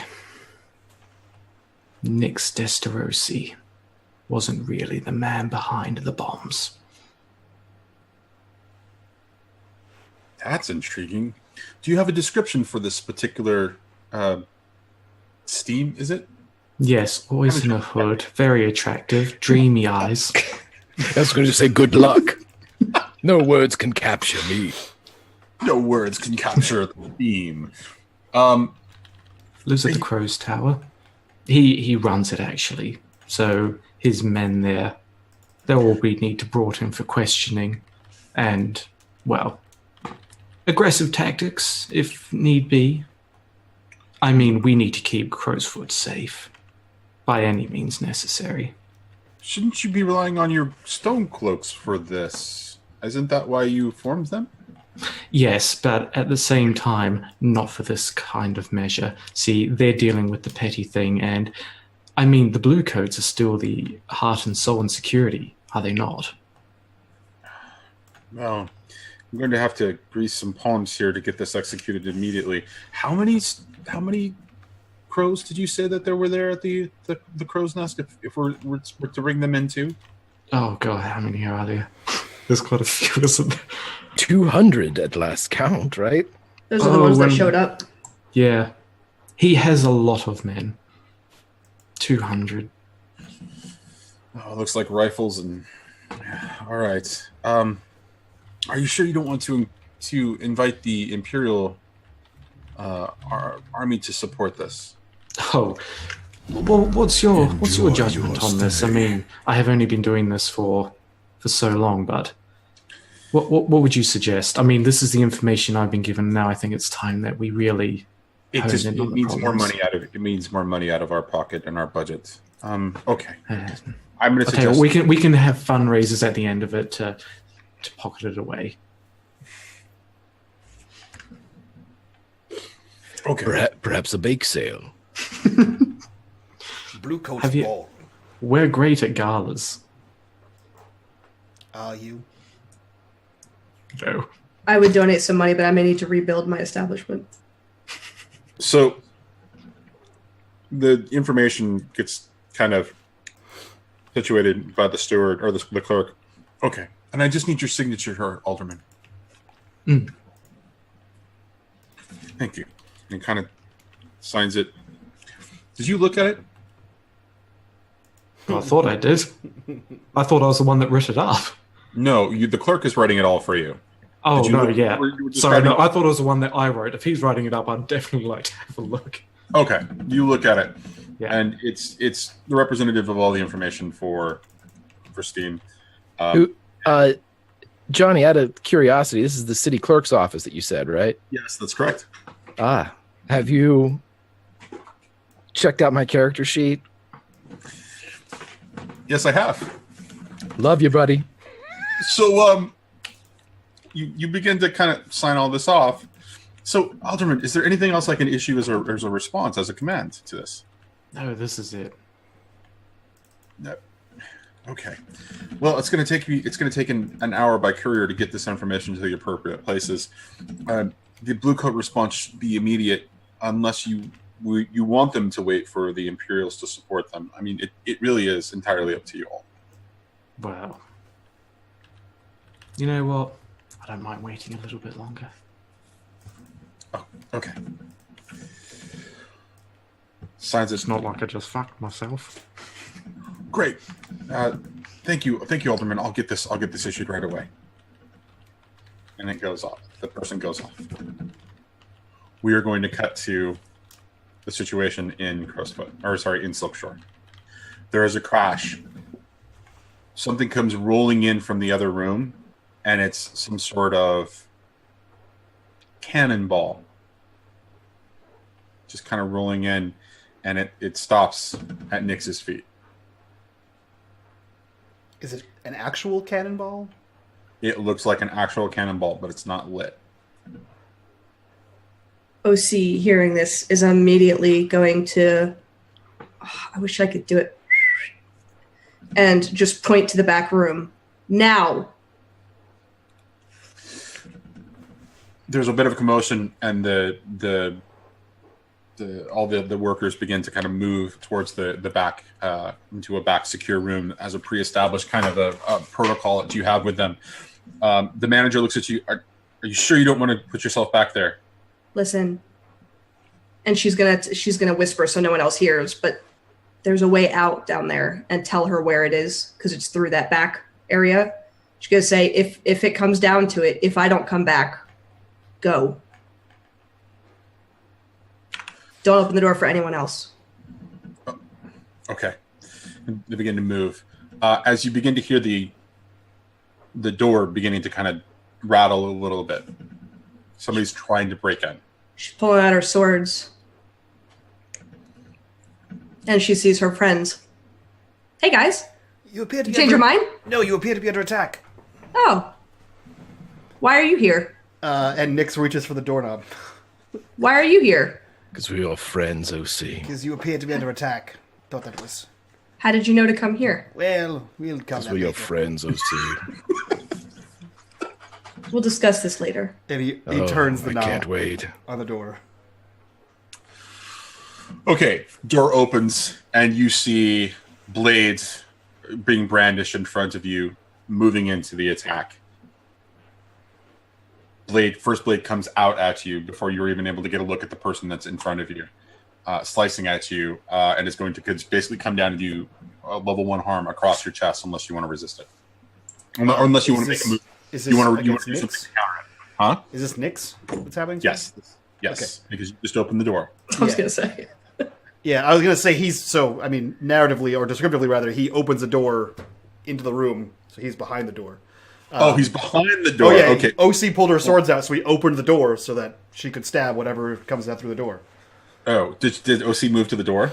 Well, she was standing She's just standing in the middle, kind of like fucking with her sash, and she's like taking her coat off and is, just... Okay. Where is Steam in all this? Waiting. in the doorway. Where? technically waiting. Technically, I'm just chilling. He is going to. These people that are rushing in are dead. By any stretch of the imagination, they all die. He wants to see who's pointing the finger at these guys to make them do this. So he's going to phase out and see what's outside. Sorry. So as you do that, you see that there is a large group of hooded men dressed as dock workers, kind of waiting to make various entrances through various windows and doors of the establishment. How many? 50. Peasant work. Nobody seems to be directing them.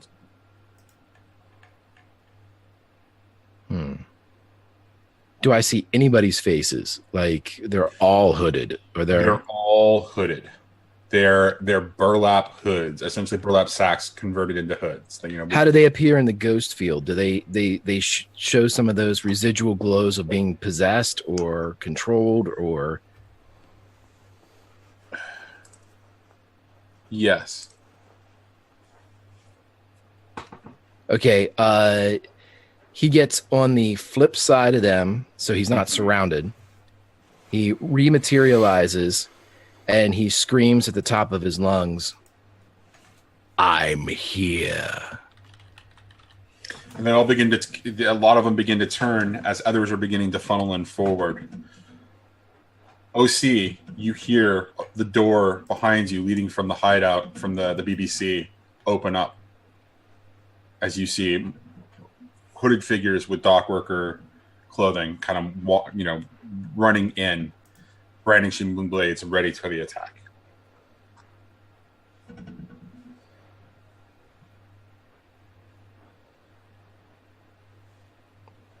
Going glorious visage. She's going to look around and assume Steam can hear her. Well, if it's the same as the last, there's no reasoning with them. It's a shame. I don't want to... All right. And she's going to use Savage and try to decapitate the closest person who comes closest to her. I'm going to use one of my crits to do so because I want to command a target. Okay, so the room. Go ahead and we'll go ahead and use one of your crits. So you basically, as that person's coming at you, you take their head off with one of your blades. Describe that for me. I'm thinking she just has her sword up. She throws it up, catches it in her hand, and she's just kind of waiting with her arm out. And as soon as one's behind her and they think that she's not paying attention, she just turns. Okay, and the head goes flying off. What do you do next? Immediately grab water from behind the counter and put it next to me. Because we keep pails of water. I just killed someone. I'm on fire. I'm trying to dampen my clothing. Okay, so you use Savage. You use your crit to take that one person's head off. You said you were going to do something in a commanding kind of a sense. Well, that was what I was going for. Oh, okay. She's as soon as she does that, she's going to.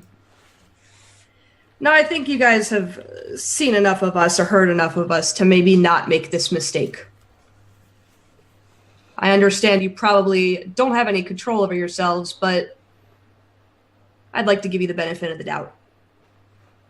And she's going to command the person who's closest to her, that saw her do that, and see if she can command him to break the trance, almost.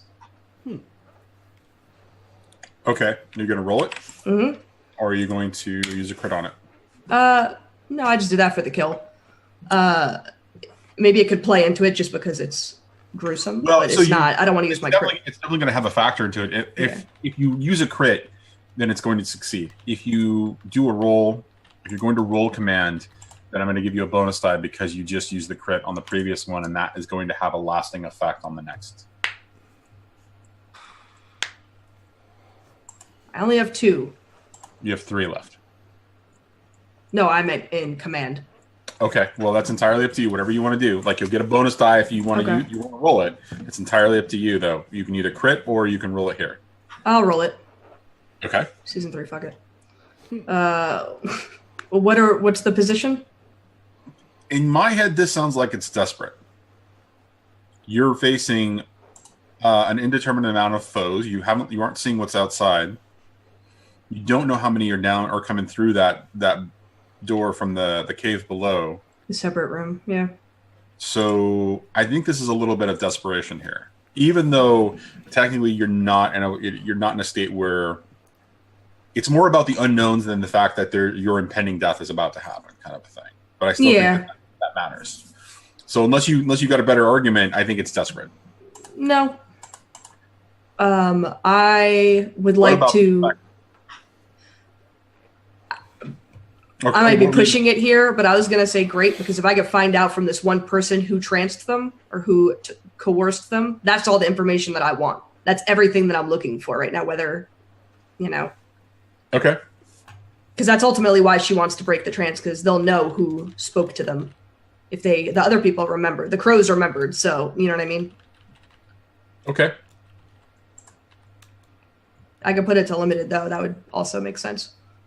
I think that great works here, given the fact that this is essentially a desperate situation. Okay. And then you're going to get the additional die from the crit from the previous roll to use as in that intimidating factor. So go ahead and roll it. Well, 4. That didn't work. Okay, so you break the trance of one of them for just a second, and he kind of looks around, and he looks at you and says, What am I doing? Why am I fighting here? Who sent you? He sees other... Sent us? I don't even know why we're here, lady. And he begins to kind of move away as another one kind of slices at him and stabs him. And, sorry, not slices and stabs. He slices at them, and the guy just gets a blade just across the back, and he begins to bleed profusely. As he kind of crumples, he looks up and says, "What was that?" And he dies. But it is at that point that you notice that there is a tattoo on him. One that happens to look like an occult tattoo, but you don't recognize it. I'm going to stare at it to remember it for later when I have or dead don't body. have infinite knowledge. Well, there's dead body in front of you, so essentially you'll be able to look at it later. So just remember that that's there, so you can come back to it if you fight. And we're going to cut to Steam going glorious visage. Is that correct? Yep. So he's going full Scarecrow from Batman Begins. Okay.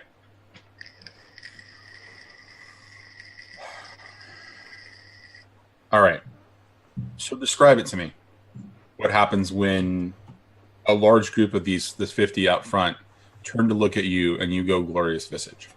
Well, what they would see, but what doesn't really happen if somebody was far enough away to maybe see is not in eyesight of Steam, or they would just see Steam standing in front of 50 people. But what the 50 people that are looking at Steam would see is Steam's carriage, his body, his form seems to grow and double and triple, and the hood gets darker and the eyes begin to glow red inside. The mouth elongates and a scream erupts from between his teeth that is absolutely ear-piercing, and it's a wail of despair absolute as they become either frozen in their they can't move at all, or they begin to flee from my presence. Well, so most of them turn towards you, but not all of them. But so you describe to me what happens there, because this is really your thing. This is really your godhood coming out. So okay. What do? As soon as he grows and morphs, and he looks different in each of their eyes, it's their greatest fear. Whatever they, if it's their abusive father comes before you. It's the Stay Puft Marshmallow Man. Mr. Stay Puft is there. Whatever it happens to be, they see what they are. Nope, hand down. They see whatever is their greatest fear. And as soon as they either start to run, he ignores the ones that are running. As soon as he gets to his first one that's just frozen and petrified in fear, he walks up and pulls the hood off of him. Does he recognize that person? No, he does not. It looks like an average person. He does not recognize them. But he is wearing the clothes of a dock worker. Okay, so this looks like someone that is a dock worker or somebody that could have been on a ship. Somebody that is a dock worker, as far as you can tell based on their clothing. Okay, and so they guy sees you as Baba Yaga. Okay, so as you know, my pendulous, saggy tits are swinging around in his face as I'm sitting there and screaming at him. You went 2 different directions of Baba Yaga in that one. I thought you meant like Curse of Strahd. Johnny meant John Wick, and you went Curse of Strahd. Yep, that's what I did. I watched his face go, your pendulous tits. Hey, I like my direction better. Okay, so it looks like a dock worker, but not a crewman for a ship. Not someone that was on board one of these iron Leviathan hunter ships that's been... You do not know, you could not confirm that for a fact. All of you know is that this person is wearing the clothing of a dock worker. Okay. And that they are, in the ghost field, have that trace of the trance on them. And that they are frightened of you in your glorious visage. Okay, so when he gets to the first one that he pulls the hood off of and sees that it's a normal dock worker person, he turns and hides his face a bit, takes the shadow or the spirit bane charm and puts it over the person's neck. Sorry. And look what happened. Music. No. Sound like 70s porn music.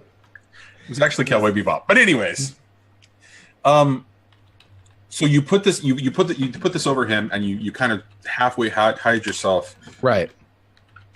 What's going on? Steam reaches out and grabs hold of the guy's shirt and, basically immobilizes him with, a lift as he says, "What is the last thing you remember?"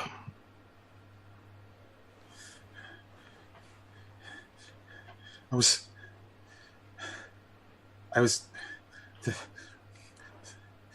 Where's my family? What's going on here? Do you want to see them again? What is Yes, the of last course. thing you remember? I was in a bar in the docks. Which bar? I was the Wandering God. I was drinking. The Wandering God. Then Think. Why are they running? I'm still like this because Yes. they've seen me. Now, Who are you? shut up. What do you remember? I was having a drink. It was odd. After my shift was done. Do you work on the docks? Yes. Do you work on the boats? Occasionally. Are you a sailor? I have not been in service for a while. This is my bum leg. And he points to his leg, and you can see that there's some sort of brace around his leg. Who have you worked for? Who would know you? Not someone important. What do you mean by that? Who is the most important person that has ever hired you, or ever commanded your ship, or ever owned you? I work for the Northook Company. Leave me alone. Gosh. He takes the Spirit Bane charm off of his neck. Mm-hmm. I'm assuming he freezes again as soon as I do that. Yep. Okay, he turns and he lifts up his arms to see if there's any contracts on his arm, or is it just that occult symbol that OC saw? There is no occult symbol on his. So the occult symbol that she saw was actually on the guy's neck.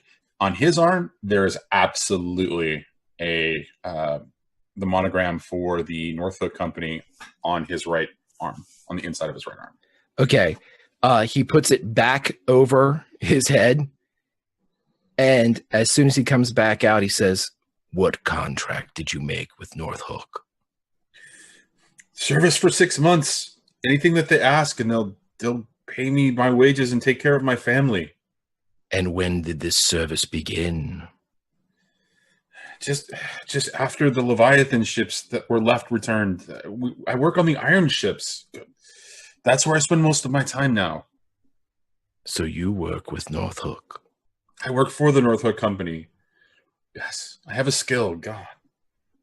What's your skill? I'm an iron worker. Nunchuck skills. Bow-staff skills. Napoleon, are you good I'm good. at what you do? Gosh. The moment you said, I have skills, God, that's all I could think of. Okay, he takes the Spirit Bane charm off of him, and I'm assuming that it's an equal amount, half frozen, half like backing away in terror. Yep. Steam just goes through and starts cutting throats. I Really? am indiscriminately murdering motherfuckers right now. Starting with the first guy. Yep. Wow. Okay. We're going to cut to Nyx. The judge is judging hard. The judge should be hard watching this because this is exactly opposite of what Steam would have done. So I assume that it's like door and then window, and that's where the cannonball kind of came through. So Nyx has the door, and so he's like pressed between the door and the window, so he can kind of see Steam outside once he materializes. And he, as soon as he sees Steam pull out a blade, and that's the only thing he needed to see. And I am going to be a fucking badass. I'm going to use my crit coupled with not to be trifled with, which allows me to take on a fuckload of dudes, ladies. So you basically see Nyx like slam the door once he sees people coming through behind OC. Like he forces the door closed as people are running through it, and you see him reach to his side, and the hook comes out, and he grabs one guy and like hits him in the neck and spins him. And you see just like a gout of blood stretch out, and you see his other hand jut out, and you see the small pistol kind of pop out as he like blasts someone in the face with it, and then that recedes back in, and he slashes another guy, and then for the first time ever, you see him reach behind his back where the blade normally is, and instead of pulling out his blade, he pulls out his a small blunderbuss and fires one of the shots with that, and then grabs another guy with the hook, throws the blunderbuss down, reaches behind his back again, pulls out another one, another hook, and he's just cutting through guys to get to OC. Wait, are you just pulling like an infinite amount of blunderbusses every time you hook? It's like hook, boom. He has two, just two. But Okay, I imagine I living on ships, they're one-shot pistols. The rest of the time he's just making the noises. Ooh, I got something cool. Okay, so do you drop both of them, and now you're hooking? What are you attacking with your other hand? His fist. So he used his. So I have a concealed palm pistol, which is also one shot for emergencies, and then he has two pistols, which I assume, like I said, being on a ship, they're not likely repeaters. They're likely, musket blunderbusses with black powder. So he fires his palm pistol. He fires the two other pistols, drops them on the ground because they're useless without powder, and he's just hooking people and then like driving his fist into others and hooking those as they're like hit until he makes his way to OC. Okay, OC, you see him making his way towards you. What are you doing now? She is getting up on the bar and dousing herself a little bit. Okay. And dousing the ground just with water. And she's going to pick up bottles and start chucking them. And I want to use another crit. Chucking them to do what? To hit enemies in the face as they come near me. I got an idea, guys. I got a crit lined up. You're crazy. She's on fire with the alcohol rubbing down her arm from the bottles breaking near her. She's going to light it and then take one of the bottles and just fucking catch these dudes on fire. She doesn't give a shit about this establishment anymore. Fuck it. Season 3, fuck it. Okay. So, describe to me the whole process of this. I mean, really set the scene. As Nyx is working his way across the room towards you, you are essentially dousing them with alcohol and then lighting them on fire. What does that look like? She's trying to do it to the guys who are closer to the exit, to the door. Mm-hmm. Seeing as the one guy just killed his friend coming from the downstairs other area.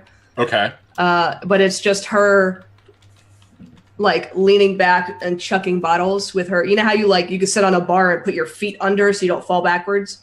Mm-hmm. And she's just grabbing as many bottles upside down and just throwing them. Like Donkey Kong barrel style. Okay. Jesus. All right. And then when they get close enough, she's going to use one of them as flame breath. Okay. She can't be burned. You continue to do this as the fires begin to light. People are starting to slow down from coming up the stairs. Only about 10 have actually made it through the door after you slice the head off of that first guy. Nyx, you've come through about 5. She's cut down another 5. And they're starting to slow because of the flames, and they're starting to panic a little bit, kind of hesitating, but to get beyond the flames. What are you doing while she's doing this? While she's just kind of doing this whole Donkey Kong style throwing things at you? Yeah, I kind of imagine she's like on the bar, right? Just throwing them off of the top shelf. Bottom. I mean, hopefully she started from the bottom and now she's here. I can't reach the top shelf. But he's so Nyx would be defending her because she's on a bar, so and her hands are full of bottles. So he would be trying like defending the guys that are running towards her. But he absolutely wouldn't miss the moment when he punches a guy to look back and say, "That's my blade hand. Had I had that," as he catches a guy with the hook, and I will roll you some skirmish. Sure. As I find which one of these sheets is mine. This I one. mean, he was a real inconvenience, to be fair. My blade was a real inconvenience. The man I killed him. Yeah. What's the position, Johnny? You're in a pretty good position here. I'm gonna say because both of you have the advantage right now. It's going to be a controlled situation. Okay. Effect standard, I would assume. I'm just trying to intermittently kill people. Yes. And I don't think I get I don't have any fine weaponry, so just no bonus die. Ka-chow! A 5. All right. So you kind of take him down, but at the last second, his blade just kind of comes off, the side. Just kind of nicks you a little bit. It's not even level 1 harm, but it's enough to give you pause for a second as you hear some screams coming from downstairs. To pull out, to pull back. So OC's going to chase them. Okay. OC's going to chase them. Through the flame, down the stairs? Mm-hmm. Okay. So, before she does, she's going to turn back. Put this out, will you? Thanks. And then run down the stairs. Okay. You immediately take off down the stairs, and we're going to cut to Steam outside murdering the hell out of people. What happens when that's done?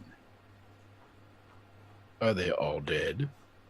Well, the ones that were close to you, yes. There are a couple of, there are a number that are still escaping or running, but they've got enough of a distance on you that it would be an effort for you to track all of them down.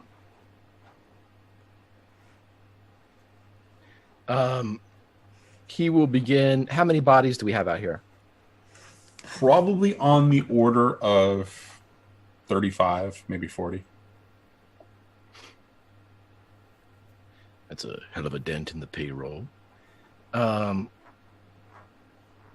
just leave them there. Let the Gauls have them. And what about the rest of them? The ones that are escaping?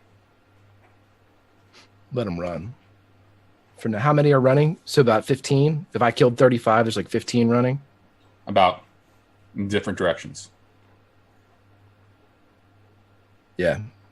I want to go in and make sure everybody else is okay. You come and decide to find Nyx doing what? So, I'll roll if you want, but I'm just going to narrate. I think we got this one. I was going to narratively... So you come in the door, the closed door, to see Nyx looked back towards... OC, what's the hole look like? The secret passageway?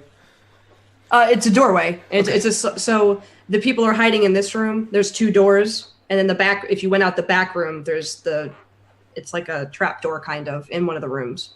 So you would come, like, as you open the door, you see Nyx grab a guy by the hair and then kick his knees out so he falls as he drags the hook across his neck, and it sprays onto the fire, and he shouts back, "I have better things to be doing," as it's putting out the fire. Can you roll to put out the fire? I want a fortune roll to find out if it puts out the fire. Done. Because there's no fucking skill in this. It's beautiful.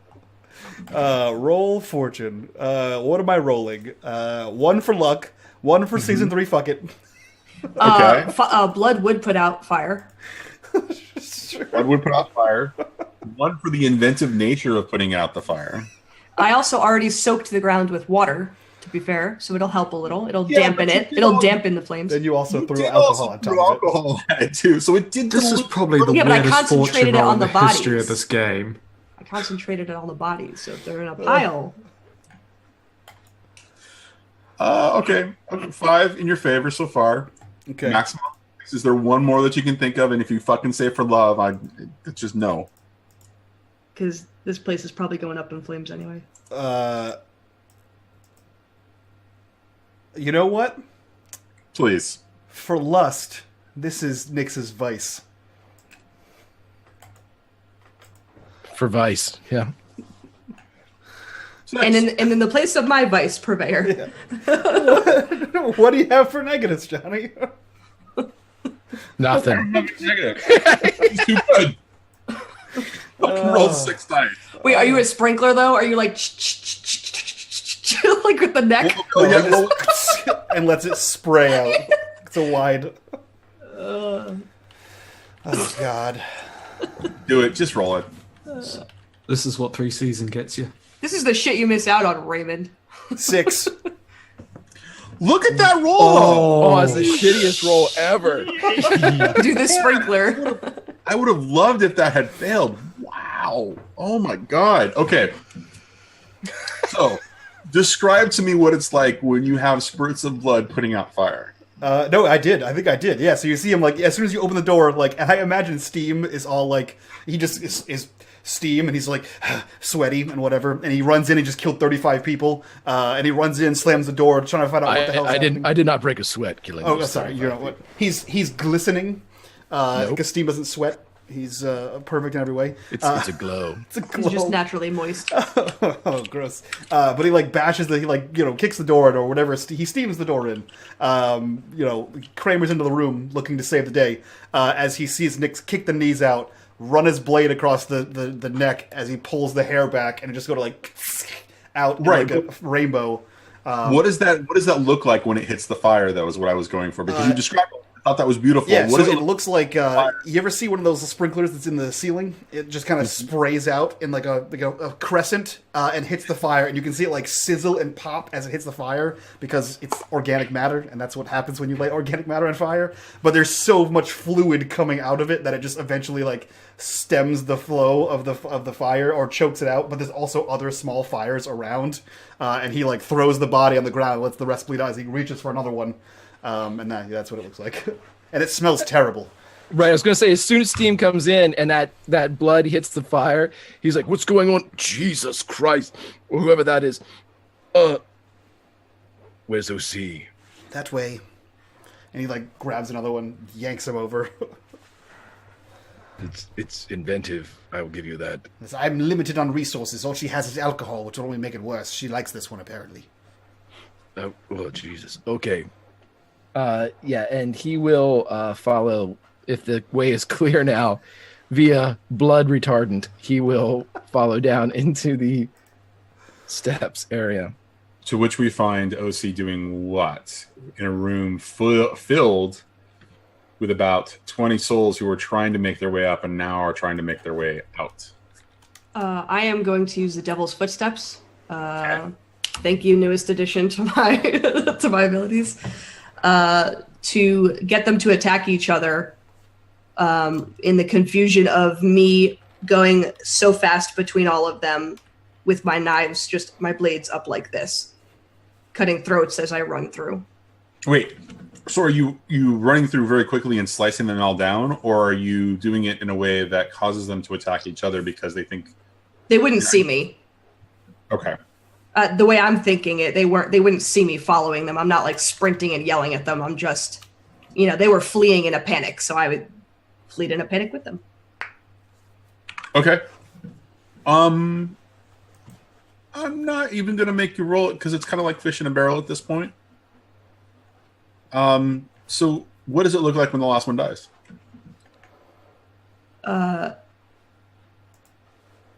It looks like me getting some type of a tapestry or something and putting the fire out that is my body, so I don't burn the under and the downstairs and the upstairs. And then she'll go over and sit on the desk and have a drink.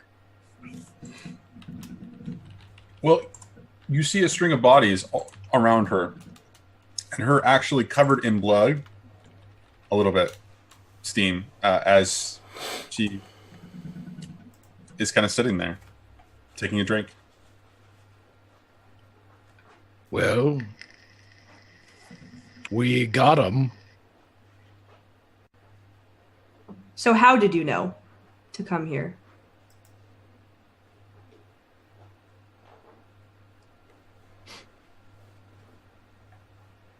We received a note. When?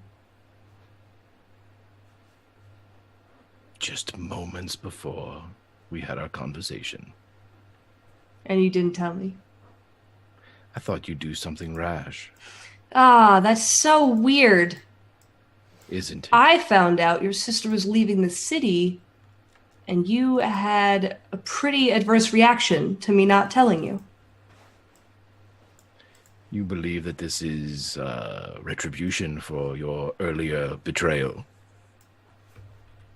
I believe this is bullshit, Steam, and that you're better than this. I didn't want this, but there was no way out, and you know that. And look who is standing in front of you, here for the fight from tip to tail. Even though I told you, this is exactly what they wanted. It was that or a bunch of dead hookers. What do you think this gets us? Nothing. Neither would a bunch of my dead girls. Exactly. I'd rather them than us.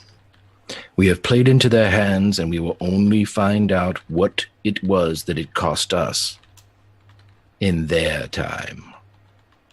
We've lost Bowerstone. I know. He tried to... There's more wrong with him than you think, Steve. I don't know what happened in that tower. Clearly he's not here. But he said something to me.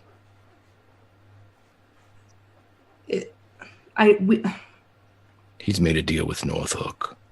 These men were being controlled by Northhook. They're not in their right minds. I know. I didn't want to kill them, Steam. You know that. I did. I also did. One of them had an occult symbol on his neck. Well, hopefully it wasn't one of the ones that Nyx is using as a fire extinguisher upstairs, because he's working the necks over pretty well. There was water behind the counter. I don't work here. It was pretty fascinating. Yeah, no, I'm sure I would have loved it any other day, but... Do you understand why I did what I did back then? Back then, meaning...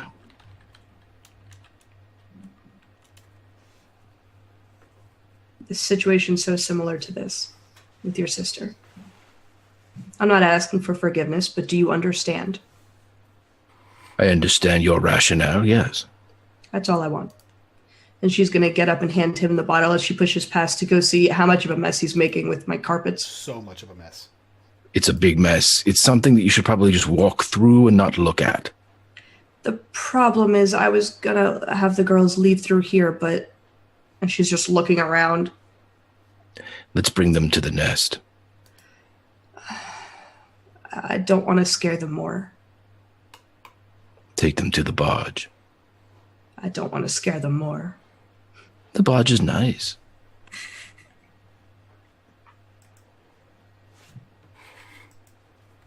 There's no place left. They've taken us to ground, OC. We have one member gone, another wants to kill himself so he becomes an immortal. You or him? I'm ascending. And so are you. Somehow different. What if the sisters told me differently? What if the sisters are acting against us? They fear us. Did I tell you? They don't fear us. They're all dead. Oh, see. In a way. They all fear us. The Dimmers, Chaos, everyone. Because we are going to change everything.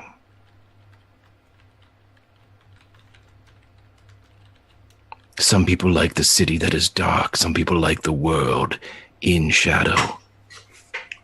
Speaking of the dark, come with me. And she's going to lead him up to Nyx. It's pretty bloody up there. Just saying. Don't Just look like at the home. carpets. Don't look at the carpets. Do me a favor, roll the bodies up in them and just get them the fuck out of here, please. You don't have enough carpets. Fuck. The drapes, the anything. Do you say Dude. that to Steve or to Nyx as you're walking up there? Or do you say to Steve? Steve and I are arguing, I'm assuming, the Okay. whole way up. As we get up there.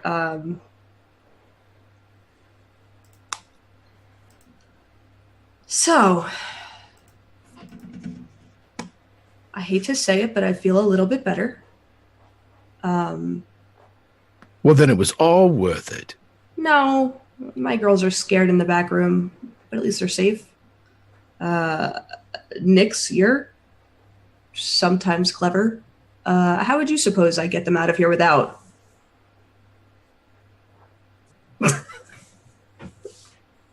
Seeing this, Yes. There's secret tunnels all over the city. From that back room.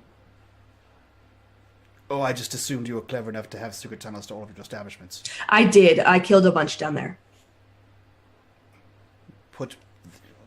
Oh, this works. And he, like, rips one of the bags off the heads of the guy he's holding and says, there's plenty of these to go around.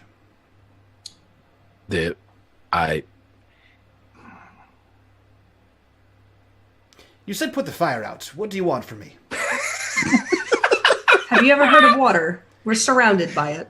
Where? There's alcohol everywhere. I don't work here. She's going to grab him by the back of his jacket, lead him behind the bar, and just put his face towards a bucket. There's just buckets of water. Why would I go behind the bar? It was ice. Why would I need to go? Regardless, the fire's out. Get your girls out wherever you like. They've seen blood before. Whatever. get them in a line. The one behind covers the one in head's eyes. I'll guide them out. There. See? Take them through the tunnel. There's less bodies. Less conspicuous. Please. Where do you want me to take them, OC? We are being driven to ground. What ground would you like me to drive them to? The other establishment.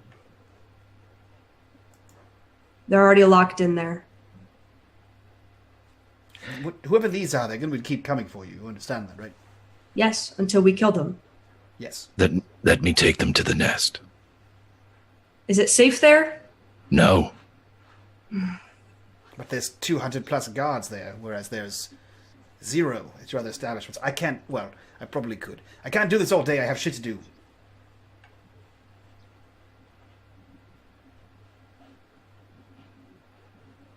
Give them quarters.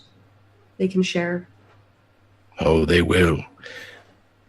It's going to be tighter than a Leviathan's ass in there. But It's going to be tight. Zombies. Never mind. right, Wrong place, wrong time. it's a good thought.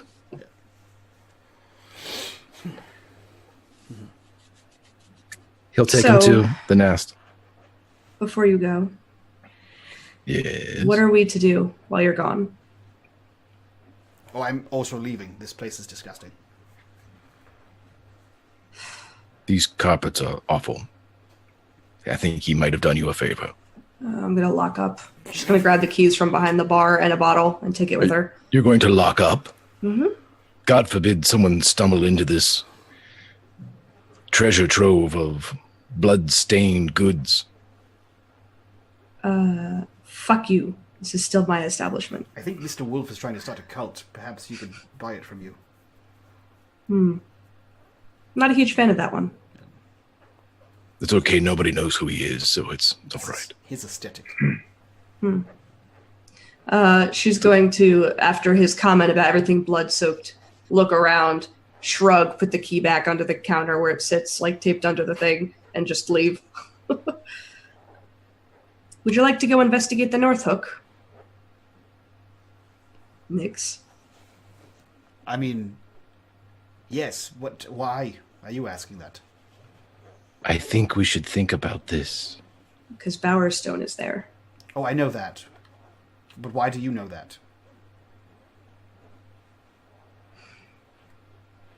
Let's just say he had a talk with me before he left. Times are changing, blah, blah, blah. Something along those lines. Yeah. Yes. Good.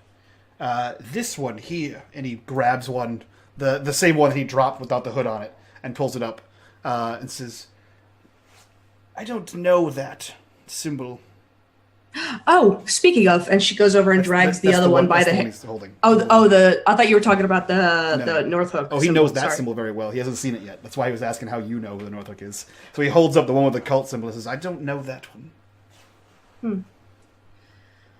I will do some research. I'll let you know. Yeah, Steam shows the North Hook ghost contract scars too. Great. They said they were in service for 6 months. They would do anything that North Hook asked. Convenient. I guess, yes, getting their throats slit outside of a brothel was on the list. And inside. And inside, and in getting a bower cave. lit on fire and turned into human extinguishers. Yes, well, with the current iron ships out of service, broken, destroyed, missing, etc., and the fleet almost all but gone, I would assume that most of the residents of the docks now work for the North Hook, and this was 2-3 dozen? So, investigation done. We have several hundred more people to kill. Let's get started. Right. What's the last thing they would expect of us? Full frontal assault. They would not expect us to kill people that have no sway over their allegiance. That is why I murdered all the ones outside. They were no longer men, they were property. Friends. Yes. I feel like we could strap Bowerstone to the front of the carriage and drive it in there like a battering ram. Like a Bower bomb. Right through the front door.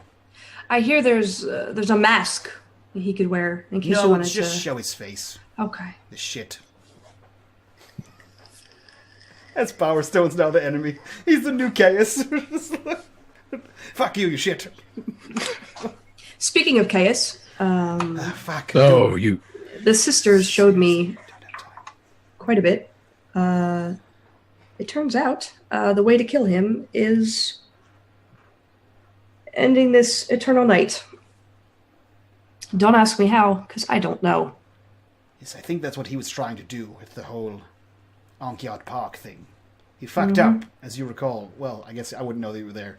No, did I know you were there in the fucking Hocus dream? I saw you. That's right, I did see you.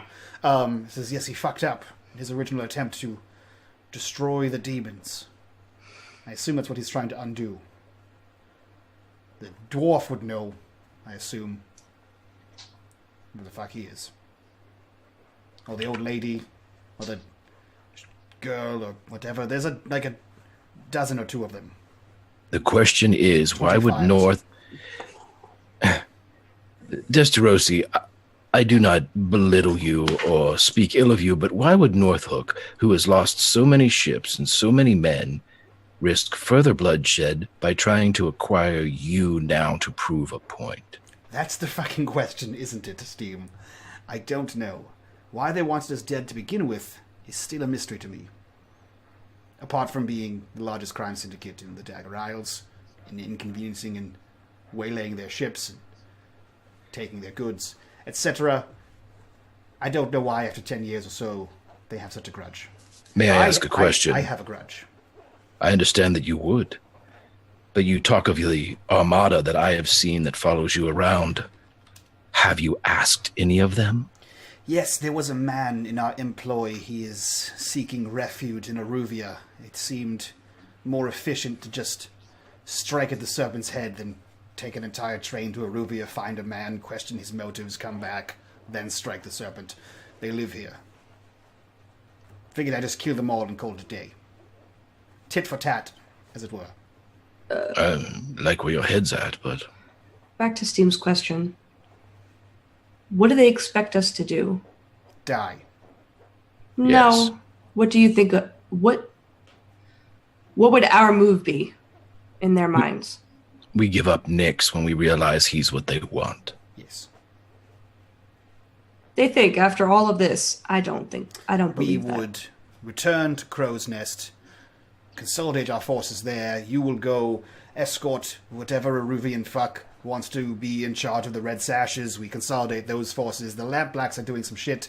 We waylay them, take their men, and we make a what? stronghold in the... Yeah, they have a power play of some kind. I don't care for it. Regardless, we would make a stronghold out of Crow's Foot, and then they would battle. That's what they would expect me to do. You don't think that's related? Oh, probably, but you asked what they would think we do. What they wouldn't think we do is attack full frontal. Or in the rear, whichever you prefer. Why not both? Why don't we The ultimate surprise. blow up their lair? Yes, I said that. You strap Their Bowerstone headquarters. to the front of the carriage. No, Loaded they'll with see that coming. explosives. I don't want them to see it coming. Just ram it home.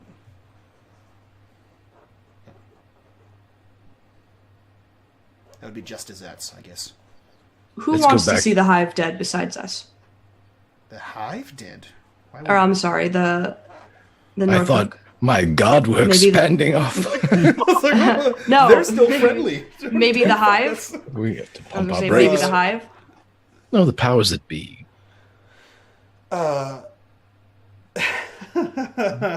Northhook has allied itself with Bowerstone. Bowerstone has been sought after for multiple assassination attempts. Perhaps if we were to reach out. That's exactly who. The Six. The Six would want to see them gone. So we go appeal to the Six. That's right. The Six had the foremost Ironwood ships. They're gone. And we don't know why. Well, Rowan's not gone. No. Perhaps I can arrange a meeting. We go way back. And Bowerstone? I don't fucking care. Shit. He is dangerous. He's insane, I would say. I don't He think is dangerous. I don't think we can go back to the crow's nest. Where did he go when he spoke to you? He asked if I wanted help, and he was adamant about it. And I told him to go see you two, because you were looking for him. That went very well. Yeah, I assume if he's not here. You two are very loving, supportive parents. What about insurance, Steam? How quickly can you get us to six towers? You want the rest of the clan? What's in that bedroom on the second floor? Why don't we find out? 6 towers! We're gonna cut. Bowerstone. Where are you after you do all of that little shenanigans with the issuing of the warrant for the arrest of Steen? He is back home, enjoying a nice dinner with his family, With his corpses. sitting around the dining room table, and just swirling whatever it is that Greg drinks during these streams. Straight moonshine. Great. It's rubbing alcohol. The Last Supper, how fitting. Do not diss the moonshine. There can be some good moonshine out there. Take the rubbing alcohol and you pour it through a loaf of bread, and what comes out, it's just pure alcohol. Gasoline. And then you eat the bread. Eat the bread. Wow. Okay. There's a knock at the door, Raymond. I'm going to look through the peephole. You see a courier standing there. I'm going to draw a blade behind my back and answer the door. Delivery from the clerk's office. Somebody by the name of Petra. Here, this is for you, Mr. Bowerstone, Alderman. Thank you. And in it is a note from one of the head clerks in the city government by the name of Petra. In it, it details a timetable over the next couple of hours when the crow's nest, or when the attack will happen in the arrest of Steam. And there is a little note. If you want to witness this, you want to witness and enjoy this, watching your blue coats in action in coordination with the Imperial Army, here is where you need to show up. And it gives you a little address of a spot inside of Crow's Foot, not far from the crow's nest. He's going to read it over and then place it in the fireplace. Okay. Mother, father. How right you were. I have always just been a little boy. And I should have listened to you. I should have known that in the end, it would come to this.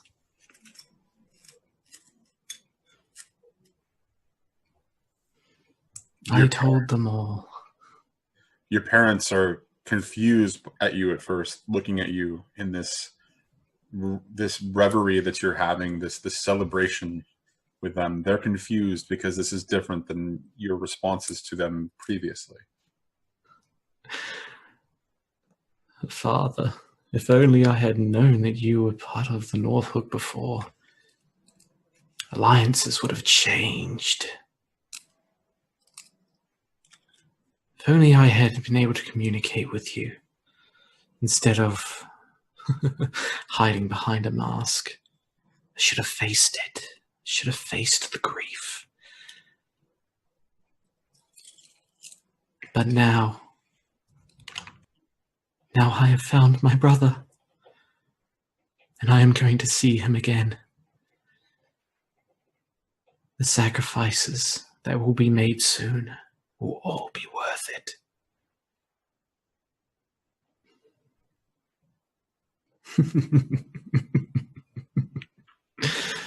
And he'll just take a drink and the camera pans back to him laughing outside his house laughing. The clock chimes. It is the hour of the attack is about to begin. Are you going to stay there or are you going to watch it? Oh, that's the age-old question.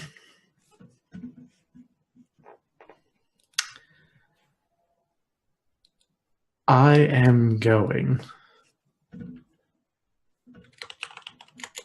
to be there. So you make your way to the location that they specify in the mail. Okay, so you arrive there. As you can see that there is a large group of blue coats amassing in preparation. Bit of a stir. It's a sort of a warehouse setting. And there are some Imperial sharpshooters that are there to support. And there's a bit of commotion, and you're taking this in. You're reveling in this. You're taking this in. You're finding this absolutely just enthralling.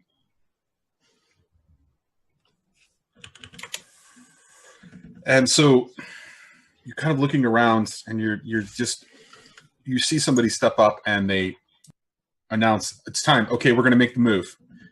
You go here, and they start to exit, and they all funnel out.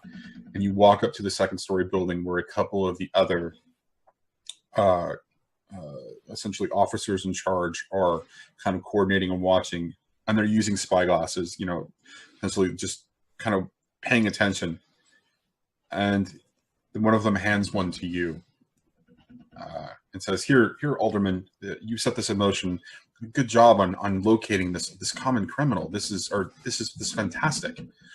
So if you watch that lead group right there, as you see a group of about 20 squad of bluecoats kind of marching in the general direction towards the crow's nest. You watch them and you take it in as you watch them march past the crow's nest. And past that, they go to a building on the far side of the square.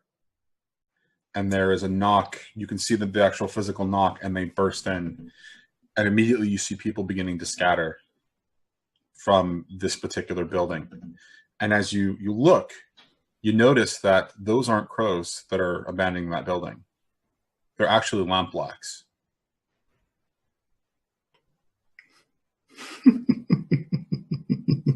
As the various groups begin to kind of merge in, you feel a tap on your shoulder. "Hi," and it's a young woman. "My name's Petra.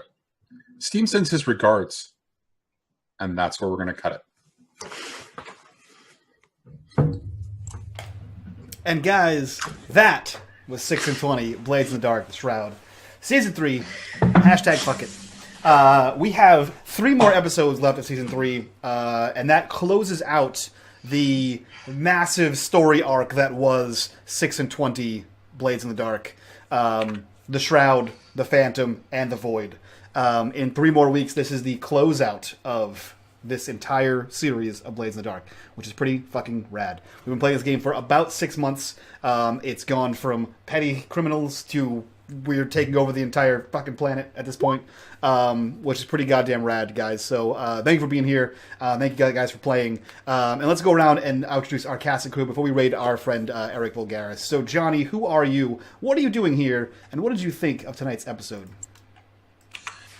Johnny, I'm the VideostoreCowboy.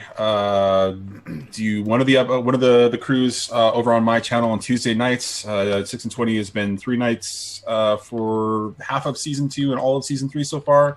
Although we've been having some scheduling conflicts going on there. What did I think of tonight? It was interesting as hell to watch you all react to the plots and plans in motion. Loving some of the jumps to conclusions that may or may not be right, but were just really awesome ways to bring things together. Like I said, off screen or off camera, each of the crews is going to have a very interesting end. And for the Shroud, a lot of it is going to involve things coming back to haunt you. And I'm loving every minute of it. So good job, guys. You did amazing tonight. Thank you. Fantastic. And having his bower bottom chafed and about to be abused next episode, Slade, who are you? What are you doing here? And what did you think of tonight's episode? Hi, I'm a traitor and I don't have the high ground, but also Crit Dice Gaming. You can catch me on my Twitch channel. I will also be DMing the newly announced Witcher Genesis on Madame Gandalf's channel. So if you're interested in streaming stuff or DM stuff, find me over there. Sweet. And with a freshly furnished hooker den, Miss Ginger Ninja, who are you? What are you doing here? And what do you think of tonight? Are you talking about my condo, or are you talking about in the game? Either one. Dealer's choice. Guys, I'm Xmas Ginger Ninja. I play here on Wednesdays, and I run a little bit of D&D and video games and stuff like that. I jump to a lot of conclusions, which I like doing, because then I'm even more surprised if I ingrain something in my head that I think is right, and then I'm always wrong. So it's nice to be pleasantly surprised. But I'm excited to find out what happens. Perfect. And with a bromance to rival that of Grant and Greg themselves, Steam, who are you? What are you doing here? And what do you think of tonight's episode? Oh, I had a lot of fun tonight, man. Really not sure what to expect here as we wind things down, but I can't wait to see how everything kind of ends up. I've been a fan of these characters for a long time. Even before I joined the cast, I was able to catch up and stuff, and I'm very curious to see where the story ends or pauses or commas or whatever it's going to be. But I can't wait.